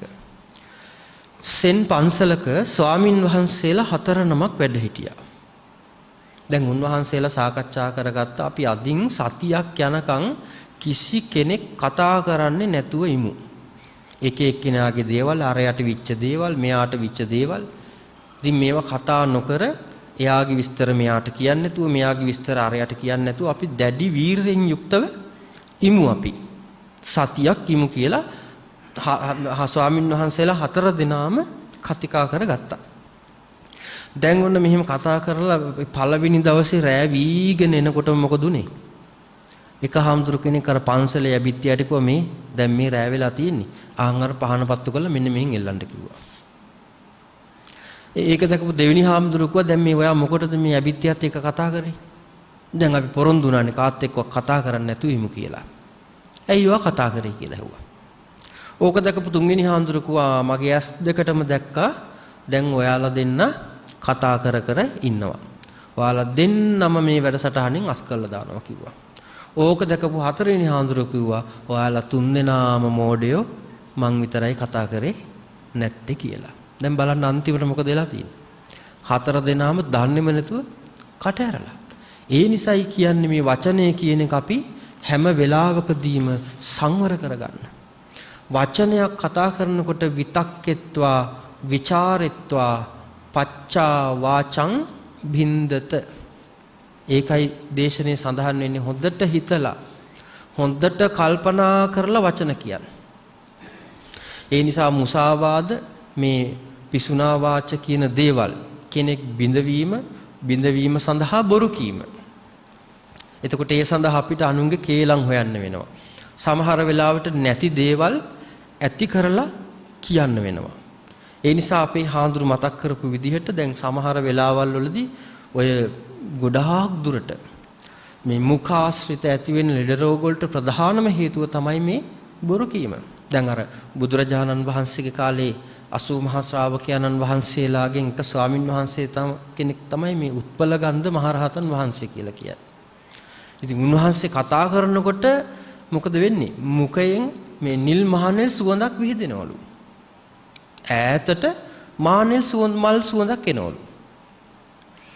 ඉතින් හොයලා බලනකොට මොකද වෙලා තියෙන්නේ? සංසාරේ මේ බණකට සාදුකාර දීලා සාදුකාරයක් පවත්තලා ඉතින් බලන්න මේ හොඳ වචන යහපත් වචන කතා කිරීම තුලින් අපි හැම කෙනෙකුටම යහපත් ජීවිතයක් ගත කරන්න පුළුවන්. ඒ නිසා ඔය මේ කේලම් කීම කියන එක. ඉතින් කේලම් කීමට අපි සාමාන්‍යයෙන් භාවිතා කරනවා මේ අනුන්ගේ දේවල් හොයනවා කියලා. අපි ඒකට කියන්නේ ඕපදූප කියලා නේ. ඕපදූප. ඒ කියන්නේ ඕපදූප හොයන කෙනාගේ ලක්ෂණය තමයි අනුන්ගේ වැරද්දක්ම තමයි නරකක්ම තමයි බලන්නේ. එයා කවදාවත් කිසිම වෙලාවකදී කිසි කෙනෙකුගේ හොඳක් කියන්නේ නැහැ. එයා යාගේ අඩුපාඩුවක්ම තමයි වැරද්දක්ම තමයි හොයන්න හැම වෙලාවකදීම බලන්නේ. ඒකට ප්‍රධාන හේතුවක් තියෙනවා. මේ කේලම් කීමේදී තමන්ගේ අතේ වැරදි ගොඩාක් තියෙනවා. දැන් එයා මොකද කරන්නේ? තමන්ගේ වැරදි වහගන්න දැන් මං විතරක් නෙමෙයි මෙහෙම. මෙයාත් මෙහෙමයිනේ. අර එහා ගෙදර එක්කිනත් එහෙමයිනේ. අර ගොල්ලන්ගේ පුතත් එහෙමයිනේ. මෙයාගේ දුවත් එහෙමයිනේ කියලා තමන්ගේ වැරද්ද වහගන්න මොකද කරන්නේ? මුළු රටේම තියෙන වැරදි හොය ඒ තැන්වල කියාගෙන යනවා. ඉතින් කිසිම වැඩක් නැහැ. කිසිම ප්‍රයෝජනයක් නැති දෙයක්. ඒ නිසා මේ වචනය කියන එක මොකද හේතුව? ඇයි මෙච්චර වචනයට මේ තරම් බුදුරජාණන් වහන්සේගේ දහම තුල නීති රීති දාන්න හේතුවක් තියෙනවා. පින්වත්නි, ලෝකේ යුද්ධ ඇති වෙන්නේ මොකක් මුල් කරගෙනද ඉස්සෙල්ලාම? වචනේ. බලන්න ඉස්සෙල්ලාම රටක ජනාධිපතිවරයෙක් ප්‍රකාශයක් කරනවා අපිට කොහොමද එහෙම කරන්නේ? අපිට මෙච්චර ආයුධ තියෙනවා. අපේ රට උඩින් යන්න බෑ. අපේ මුහුදු තීරයෙන් යන්න බෑ කියලා වචනයක් කියනවා. අනිත් රටේ කෙනා බලනවා එයා කොහොමද එහෙම කියන්නේ? ඒගොල්ලන්ට වැඩි අපිට මෙච්චර දේවල් තියෙන. දෙගොල්ලෝ ඉස්සෙල්ලා යුද්ධේ පටන් ගන්නෙ කොහෙන්ද? වචනේ. කේලම් කීමෙනුත් එහෙමයි. නොකියපු දේ, නොවිච්ච දේ කීම. එතකොට දැන් ඕනම තැනක බලන්න මහ විශාල කාලගෝට්ටියක් ඇති වෙනවා. රණ්ඩුවක් ඇති වෙනවා. හොයාගෙන ගියාම මොකක්ද වෙලා තියෙන්නේ? රණ්ඩුව පටන් අරන් තියන්නේ කොහෙන්ද? වචනෙන්. අරයා වචන 5ක් කියනකොට මෙයා වචන 25ක් කියලා ඉවරයි. දැන් අරයා 25ක් කියනකොට අරයට නිකන් ඉන්න පුළුවන්ද? බෑ පෙනේද කටේ සැර කියලා පොළු කෑල්ලක් අරන් එනවා. අරයා පොළු කෑල්ලක් ගෙනකොට අරයාගේ පැත්තෙන් එහෙනම් අපි දෙන්නෙක් එනවා. මේගොල්ලන්ගේ පැත්තෙන් අරගොල්ලන්ගේ දෙන්නනේ අපි යම් 5ක්. මෙහෙන් 5ක් එනකොට අරෙන් 25ක් එනවා. මහා රණ්ඩුවක්. ඉස්පිරිතාලවල පොලිසියවල කොහෙන්ද පටන් ගත්තේ? කටින් වචනේ. ඒකයි මේ දේශනය තුල මේ තරම් බොරුවෙන් වැළකෙන්න කියලා අපිට අවවාද අනුශාසනා කරලා තියෙන්නේ. අපේ හැමදෙරෝනේ බුදුහාමුදුරුවෝ පංචමේ භික්කවේ කියලානේ අපට දේශනා කළේ මේ කාරණා 5ක්. ඊළඟට පරුසං භනති කියලා අපේ බුදුහාමුදුරුවෝ අපට දේශනා කළා පරුස වචන. පරුස වචන කියලා කියන්නේ දරුණු වචන. අපි සාමාන්‍යයෙන් කියන්නේ නරක වචන කියලා. මේ පරුස වචනයක් අංග සම්පූර්ණ පරුස වචනයක්. වැරැද්දක් බවට පත් වෙන්න බුදුහාමුදුරුවෝ කරුණු 3ක් අපට දේශනා කරනවා. එකක් පළවෙනි එක තමයි සිත රිදවීමට කෙනෙක් ඉන්න ඕන. සිත රිදවීමට කෙනෙක් ඉන්න ඕන. ඊළඟට ද්වේෂ සහගත සිතිවිල්ලක් තියෙන්න ඕන. තරහ සිතිවිල්ල. ඊළඟට දරුණු නරක කැත පහත් වචන ඉදිරිපත් කරන්න ඕන, කියන්න ඕන. එතකොට අංග සම්පූර්ණ පරුසා වාචා පරුස වචනය බවට පත් වෙනවා. සිත රිදවන කෙනෙක් ඉන්න ඕනි. ද්වේෂ සහගත සිතිවිල්ලක් චේතනාවක් තියෙන්න ඕන. ඒ ද්වේෂ සහගත සිතිවිල්ල මුල් කරගෙන අපි දරුණු වචන කියන්න ඕන. දැන් අපිට කල්පනා කරන්න පුළුවන් අම්මා අප්පච්චි ඉස්සරහා, වැඩිහිටියෝ ඉස්සරහා, සමාජයේ හමුවේ අපි ඔය දරුණු වචන කියන්නේ ඒ නිසාමයි. අනිවාර්යයෙන්ම කේන්තියක් එන්න ඕන. හිතේ තරහක් උපදින්නම ඕන නරක වචන කියන්නේ. දරුණු වචන කියන්නේ. අම්මට වුණත් එහෙමයි.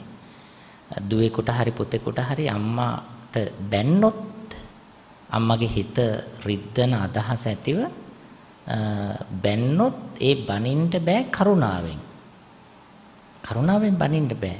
බැනගෙන යන්නේ ද්වේෂයෙන්, තරහෙන්. මේ තරහ සිටිවිල්ල, තරහ චේතනාව නිසා තමයි ඔය දරුණු නරක වචන ටික ඉදිරිපත් කරන්නේ. එතකොට අපි කොහොමද න පරුසං බනති වෙන්නේ? පරුස වචන අපි නොකිය ඉන්නේ කොහොමද? පරුස වචන නොකිය ඉන්න නම් මෛත්‍රිය දියුණු කරන්න ඕන. ඉවසීම දියුණු කරන්න ඕන. හොඳට ඉවසීම දියුණු කරගන්න පුළුවන් නම් තරහ එන්නේ නැහනේ. තරහ આવොත් තමයි මේ නරක වචන ටික කියවෙන්නේ. එහෙමනම් අපි එතෙන්ට ආදේශ කරගන්න ඕනේ ඉවසීම. අපි ඉස්සෙල්ලම හිතන්න ඕනේ මට දැන් තරහ ආවා. මට දැන් තරහ ඇවිල්ලා තියෙන්නේ. දැන් මට තරහ ඇවිල්ලා.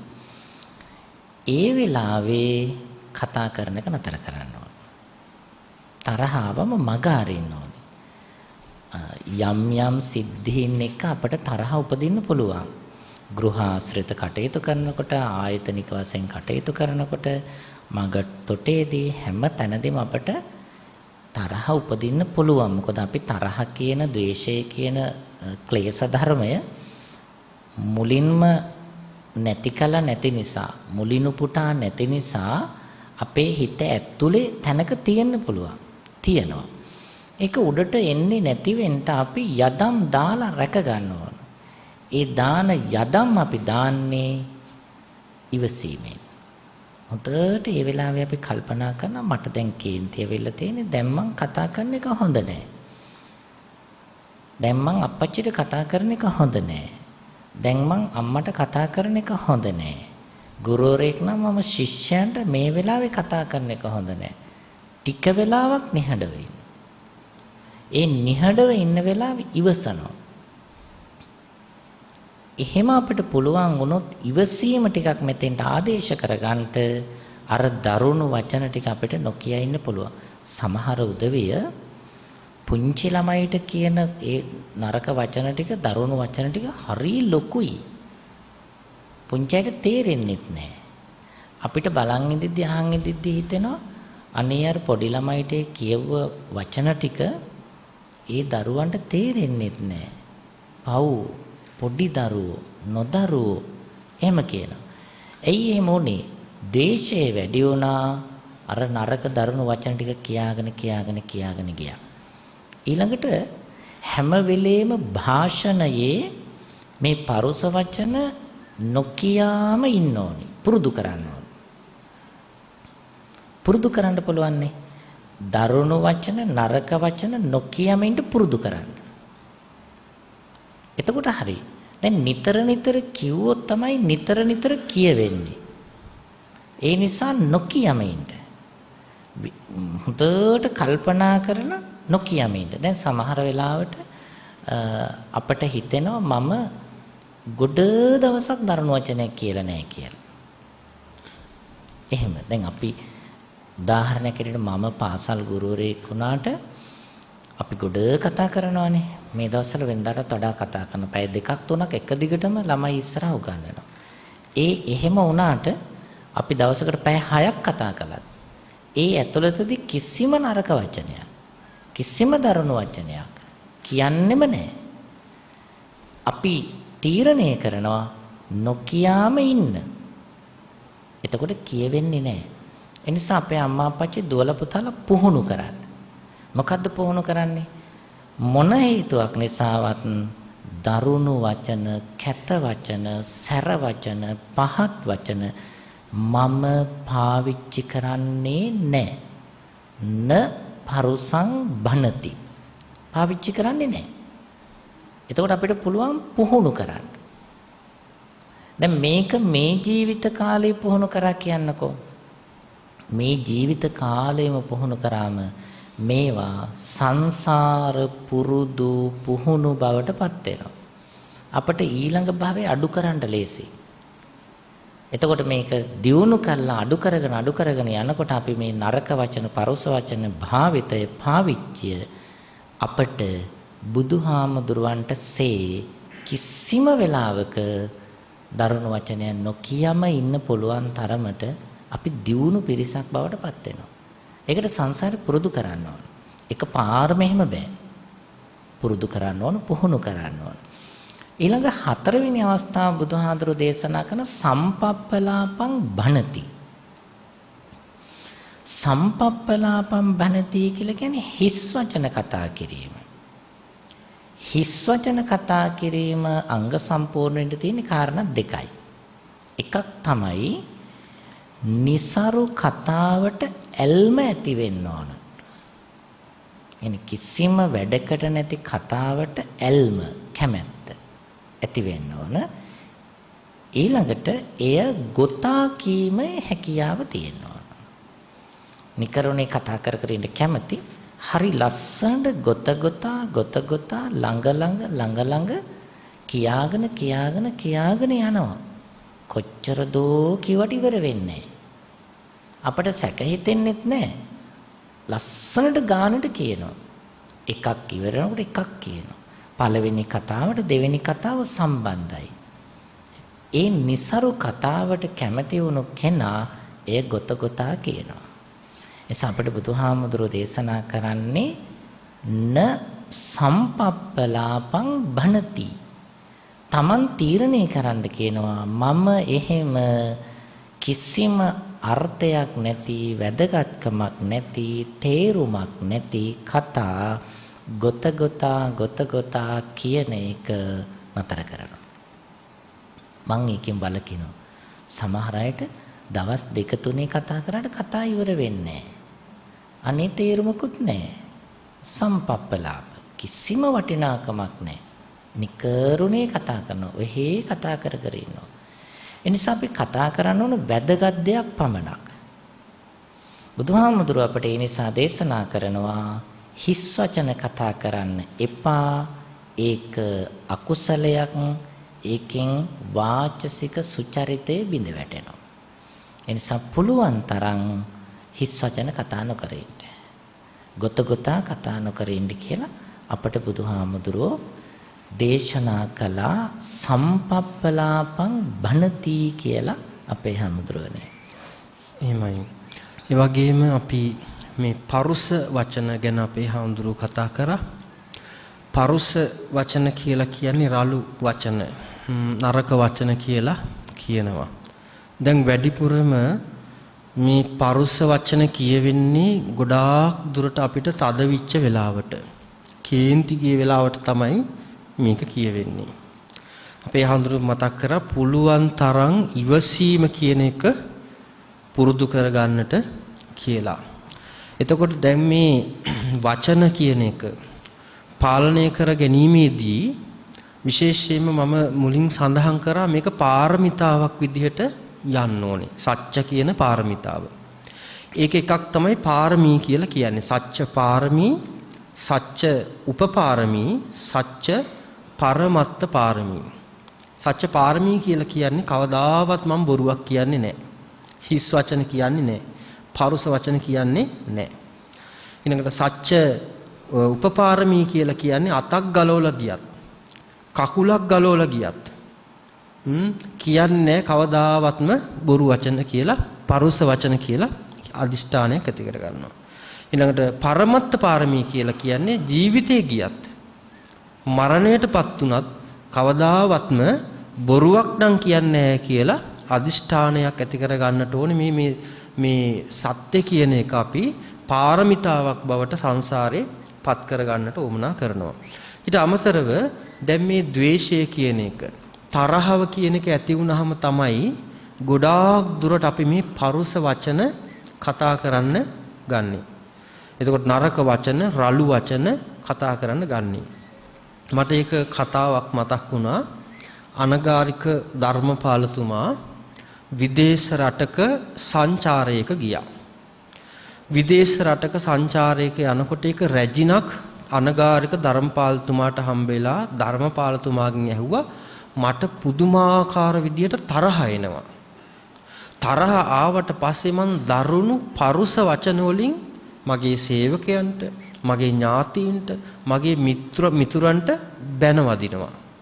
ඒකෙන් ඒගොල්ලෝ ගොඩාක් කලකිරලා තියෙන්නේ. මගෙන් ඈත් වෙලා ගිහිල්ලා තියෙන්නේ. ඒක මට මහා කරදරයක්. මට ඒක හිරිහැරයක් කියලා කිව්වා.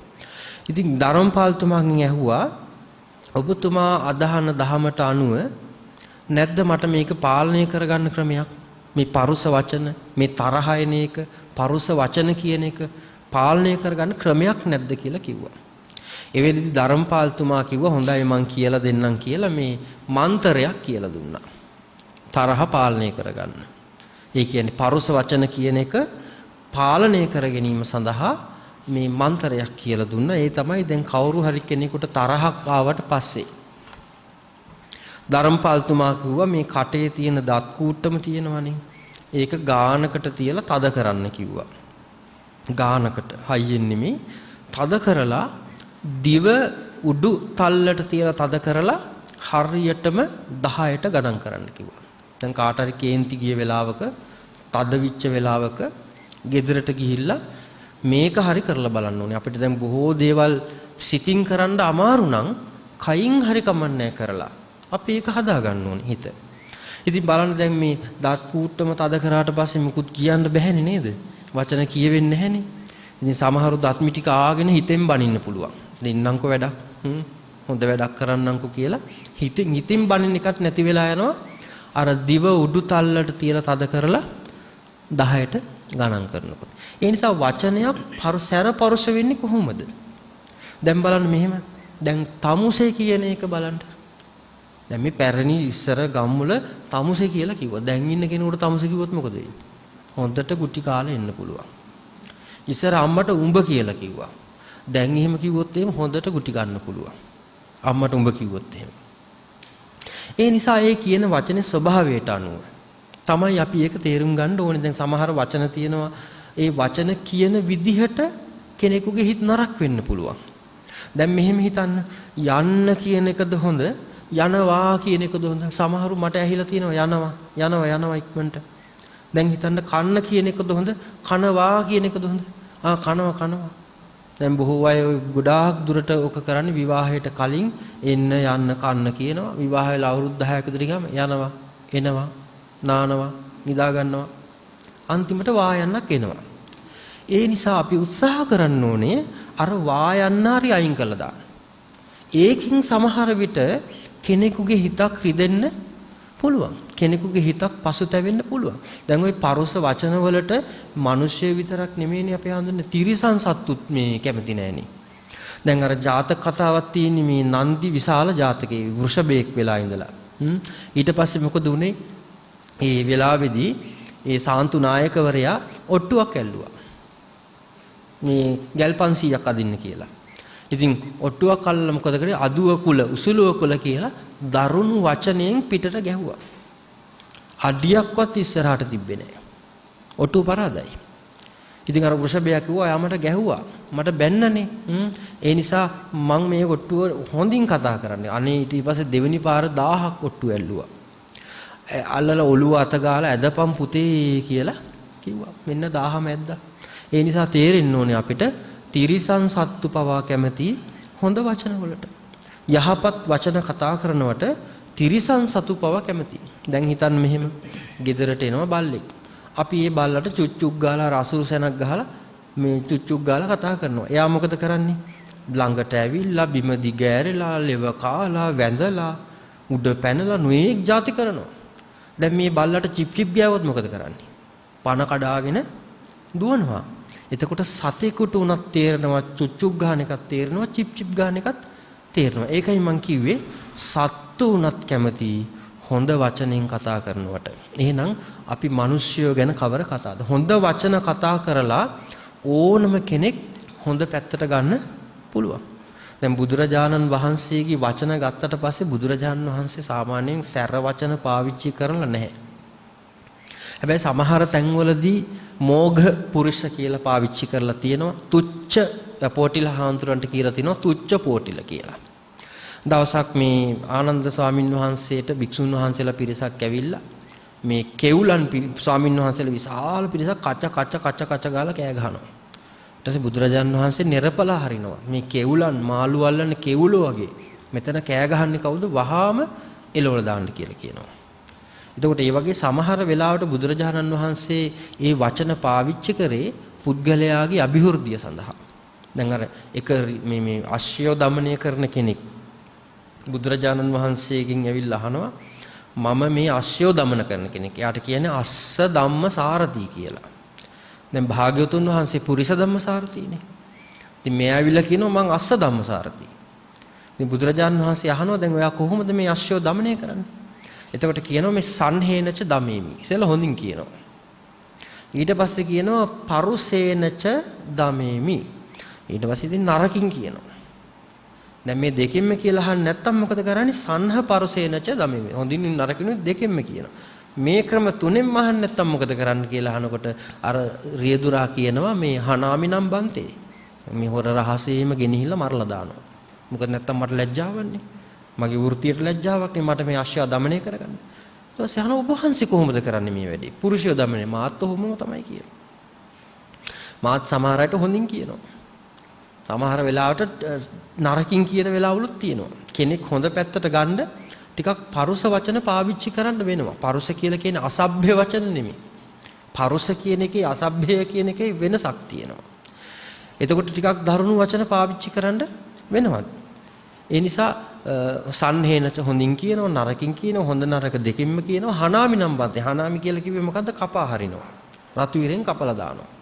ඒ කියන්නේ අර චන්නහාඳුරන්ට පැනෙවෝ වගේ අයින් කරලා දානවා. එයත් එක්ක කතා කරන්නේ නෑ. බ්‍රහ්ම දණ්ඩනේ වගේ. එයත් එක්ක කිසිම සම්බන්ධතාවයක් පවත්වන්නේ නැහැ කියලා.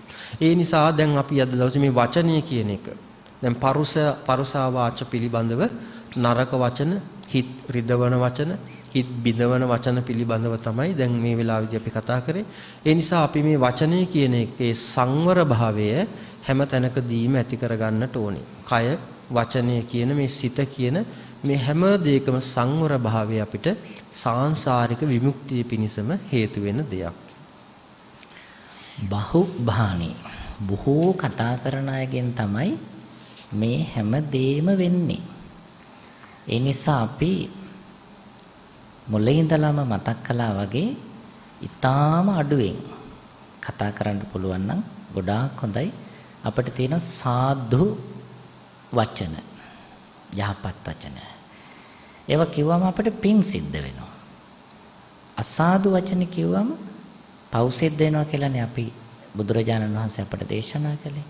ඒ ධර්මයේ පිළිගන්නා අපි ඒ ධර්මය පිළිපදින්න ඕනේ. පිළිගන්න අපි පිළිපදින්න ඕනේ. එහෙම වුණොත් තමයි අපේ ජීවිතවලට ධර්මය සමීප කරගත්තා බවට පත් වෙන්නේ. ගොඩාක් අපි අහනවා. ඒ වගේම ගොඩාක් අපි දන්නවා. ඒ දන්න අහලා තියෙන දේවල් ජීවිතේ පුරුදු කරනවා. පුරුදු කරාම හරි. දැන් යහපත් වචන කතා කරන එක ගැන අපි බුදුරජාණන් වහන්සේ දේශනා කළ විදිහට කරුණු දේශනා කළා. එක තැනක මෙහෙම තියෙනවා. සාදු කියන කටවල් වල සුවඳ හමයි සාදු නොකියූ කටවල් වල දුගාඳ හමයි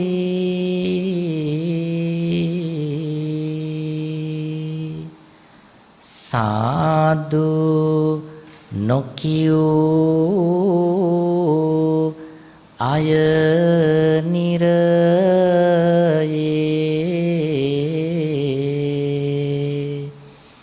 දුක්ඛට වැටේ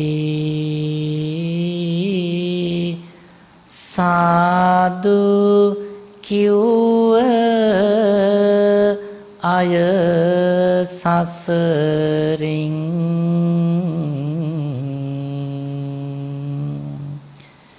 එතේර කරයි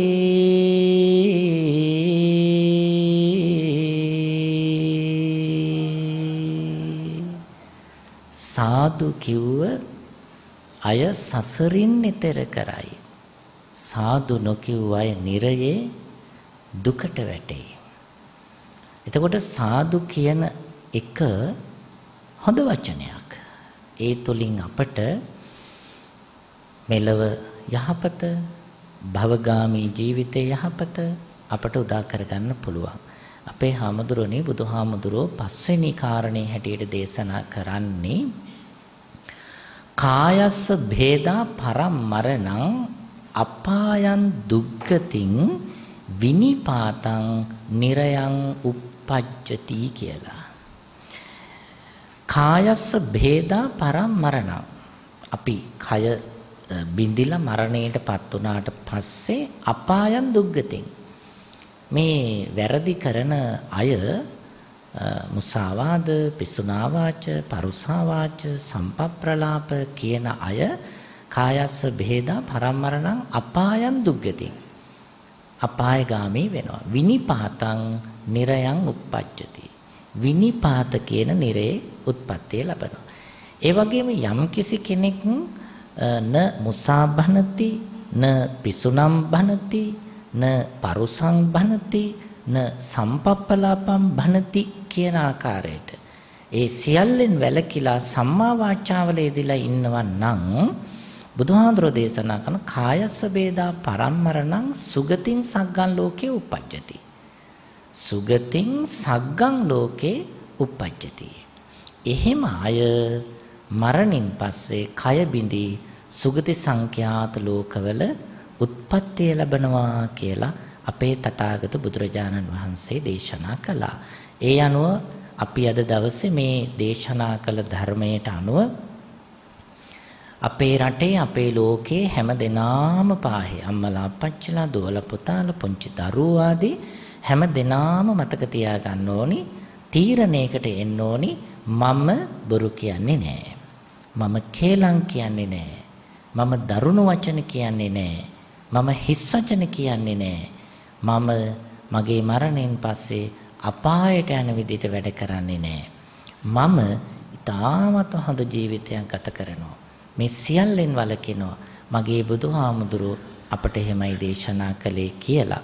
හැම දිනාම පාහේ හොඳ අරමුණු වල සිත පිහිටුවාගෙන ඒ විදිහට ජීවිතේ පුරුදු කරලා පුහුණු කරලා කායස්ස භේදා පරම්මරණං කය බිඳී මරණයටපත් වෙන දවසේ සුගතින් සග්ගං ලෝකේ uppajjati සුගති ලෝකවල ඉපදීමට තරම් භාග්‍යවන්ත වාසනාවන්ත පිරිසක් බවටම මේ ඔබ අප හැමදෙනාමපත් වේවා කියන ආශිර්වාදය ඇතිව අපි අද දවසේ මේ ධර්මානුශාසනාව නිමාවටපත් කරනවා.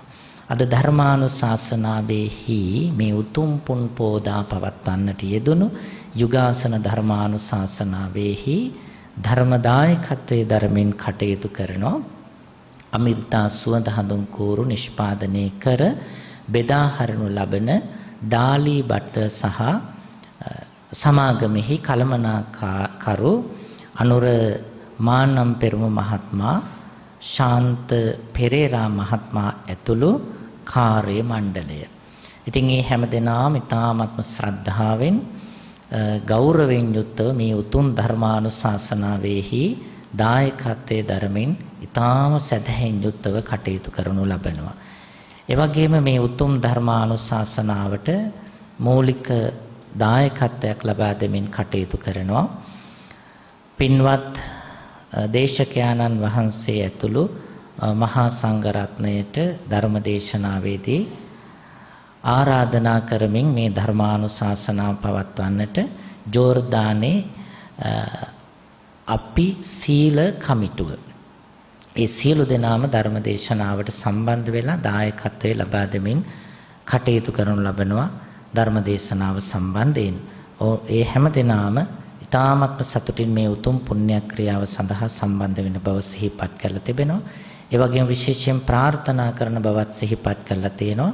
ජෝර්දාන් අපි සීල කමිටුවේ අනතුරකට පත්ව රෝගාතුරව සිටින සේපාලිකා පාලි මහත්මියට සහ ජෝදානයේ රෝගාතුරව සිටින සියලුම දෙනාට රට විරුවන් හැටියට කටයුතු කරන හැම දෙනාට සියලු සත්වයින්ටම මේ පින් අනුමෝදන් කරන්නට බලාපොරොත්තු වෙන මේ පිරිස කටයුතු කරන බව බොහෝම සැදැහැයෙන් යුක්තව සිහිපත් කරලා තිබෙනවා.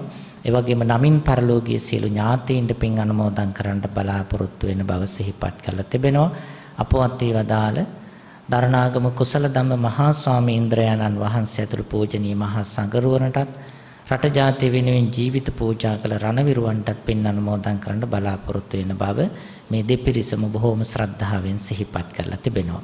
ඒ අනුව අද දවසේ මේ උතුම් යුගාසන ධර්ම දේශනාමේ පුණ්‍ය ක්‍රියාවෙන් ජනිත පින් කුසල් හැම දිනාගෙම නමින් පරලෝකීය සියලුම ඥාතීන්ට අනුමෝදන් වෙලා ඒ හැම දිනාම උතුම් නිර්වාණ ධර්මය අවබෝධ කරගනිත්වා කියලා අපි ප්‍රාර්ථනා කරනවා. ඒ වගේම විශේෂයෙන් පුණ්‍යානුමෝදනා කරනවා ශ්‍රී සම්බෝධි මහා විහාරාධිපතිව වැඩවිසූ බෞද්ධ අමාත්‍යාලයේ නිර්මාතෘවර බෝධිසත්ව ගුණෝපේත සම්බුද්ධ ශාසන විශ්ව කීර්ති ශ්‍රී සද්ධර්ම විභූෂණ පරම පූජනීය දරණාගම කුසල ධම්ම මහා ස්වාමීන්ද්‍රයාණන් වහන්සේට අපි පින් අනුමෝදන් කරනවා. උන්වහන්සේ තමයි අපිට මේ පින්කම් සිද්ධ කිරීම සඳහා මඟ පෙන්වීම සිද්ධ කළේ. එනිසා අපි අපේ දරණාගම කුසල ධම්ම මහා ස්වාමීන්ද්‍රයාණන් වහන්සේට ප්‍රාර්ථනීය බෝධියකින් උතුම් ධර්මාවබෝධය වේවා කියලා ප්‍රාර්ථනා කරනවා. උතුම් ධර්මානුශාසනාව සඳහා වැඩමවා වදාළ දලුගම සමිත ඥාන අපේ ගෞරවනීය අපේ හාමුදුරන් වහන්සේටත් බෞද්ධ අමාත්‍යාලයේ වත්මන් සභාපති ගෞරවනීය අපේ හාමුදුරන් වහන්සේ ඇතුළු ගිහි පැවිදි කාර්ය මණ්ඩලයටත් ධර්ම දේශනාව ශ්‍රවණය කර ලොකු කුඩා මව්දෙමව්පිය පුංචි දූ දරුවන් ඇතුළු රටවැසි ලෝවැසි හැම දෙනාටමත් සම්බුදු සසුන සුරකින දෙවියන්ටත් මේ පින් එකසේ ප්‍රතිවීමෙන් මේ ඔබ අප හැම දෙනාටම උතුම් නිර්වාණ ධර්මය ඊ타මත් මික්මන් භවයකදී අවබෝධ වේවා කියලා අපි ප්‍රාර්ථනා කරමින් හැම දිනම දෙවියන්ට පින් අනුමෝදන් කරමු. ආකාසට්ඨා චුම්මට්ඨා දේවා නාග මහිද්దికා පුඤ්ඤන්තං අනුමෝදිත්වා චිරං රක්ඛන්තු ලෝක සාසනං. ආකාසට්ඨා චුම්මට්ඨා දේවා නාග මහිද්దికා පුඤ්ඤන්තං අනුමෝදිත්වා චිරං රක්ඛන්තු ලෝක සාසනං. ආකාසට්ඨා චුම්මට්ඨා දේවා නාග පුඤ්ඤන්තං අනුමෝදිත්වා චිරං රක්ඛන්තු මං පරන්ති.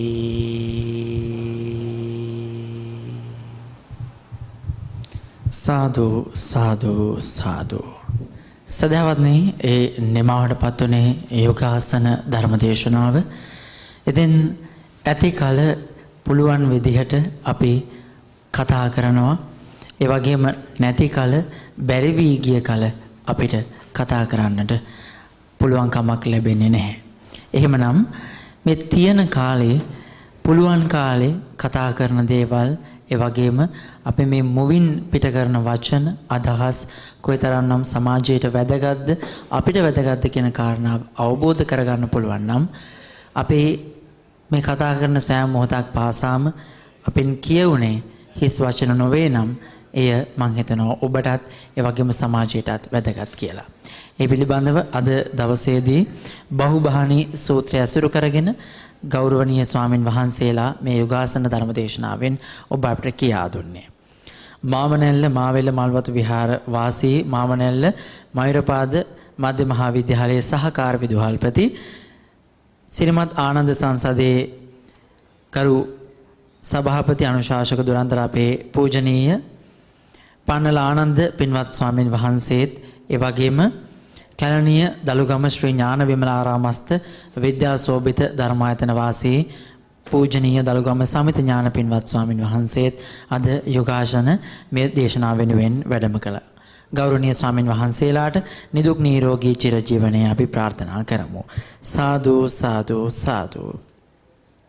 මුළු සිරිලක් දීපේ පුරාත් ලෝකයේ පුරාත් සුවඳ දුමින් ඒ පරිසරය සුවඳපත් කරන අමෘතා සුවඳ කුරු නිෂ්පාදනය කර බෙදා හරින ඩාලි බට්ලර් සමාගම හා ඒ පින්වතුන් එවැගේම ජෝර්දාන් අපි සියල කමිටුවේ පින්වතුන් අද මේ පින්කමට දායකත්වයෙන් කටයුතු කළා. එහෙමනම් මේ පිරිසටත් සදහම් අසන්න සහභාගී වූ හැමදෙනාටත් අපි පින් අනුමෝදන් කරනවා. විශේෂයෙන්ම ජෝර්දාන් අපි සියල කමිටුවේ පින්වතුන් ජෝර්දානයේ සිට මේ පින්කමට සහභාගී වුණේ සම්බන්ධ වුණේ අපව නරඹන්නට දුන්නේ. ඒ හැමදෙනාමත් පුණ්‍ය අනුමෝදනා පූර්වකව සිහිපත් කරමින් අපි අද බිනර පොහෝදා සජීව විකාශයෙන් මොහොතකට ප්‍රධාන පාලක මැදිරිය සමගින් සම්බන්ධ වෙනවා.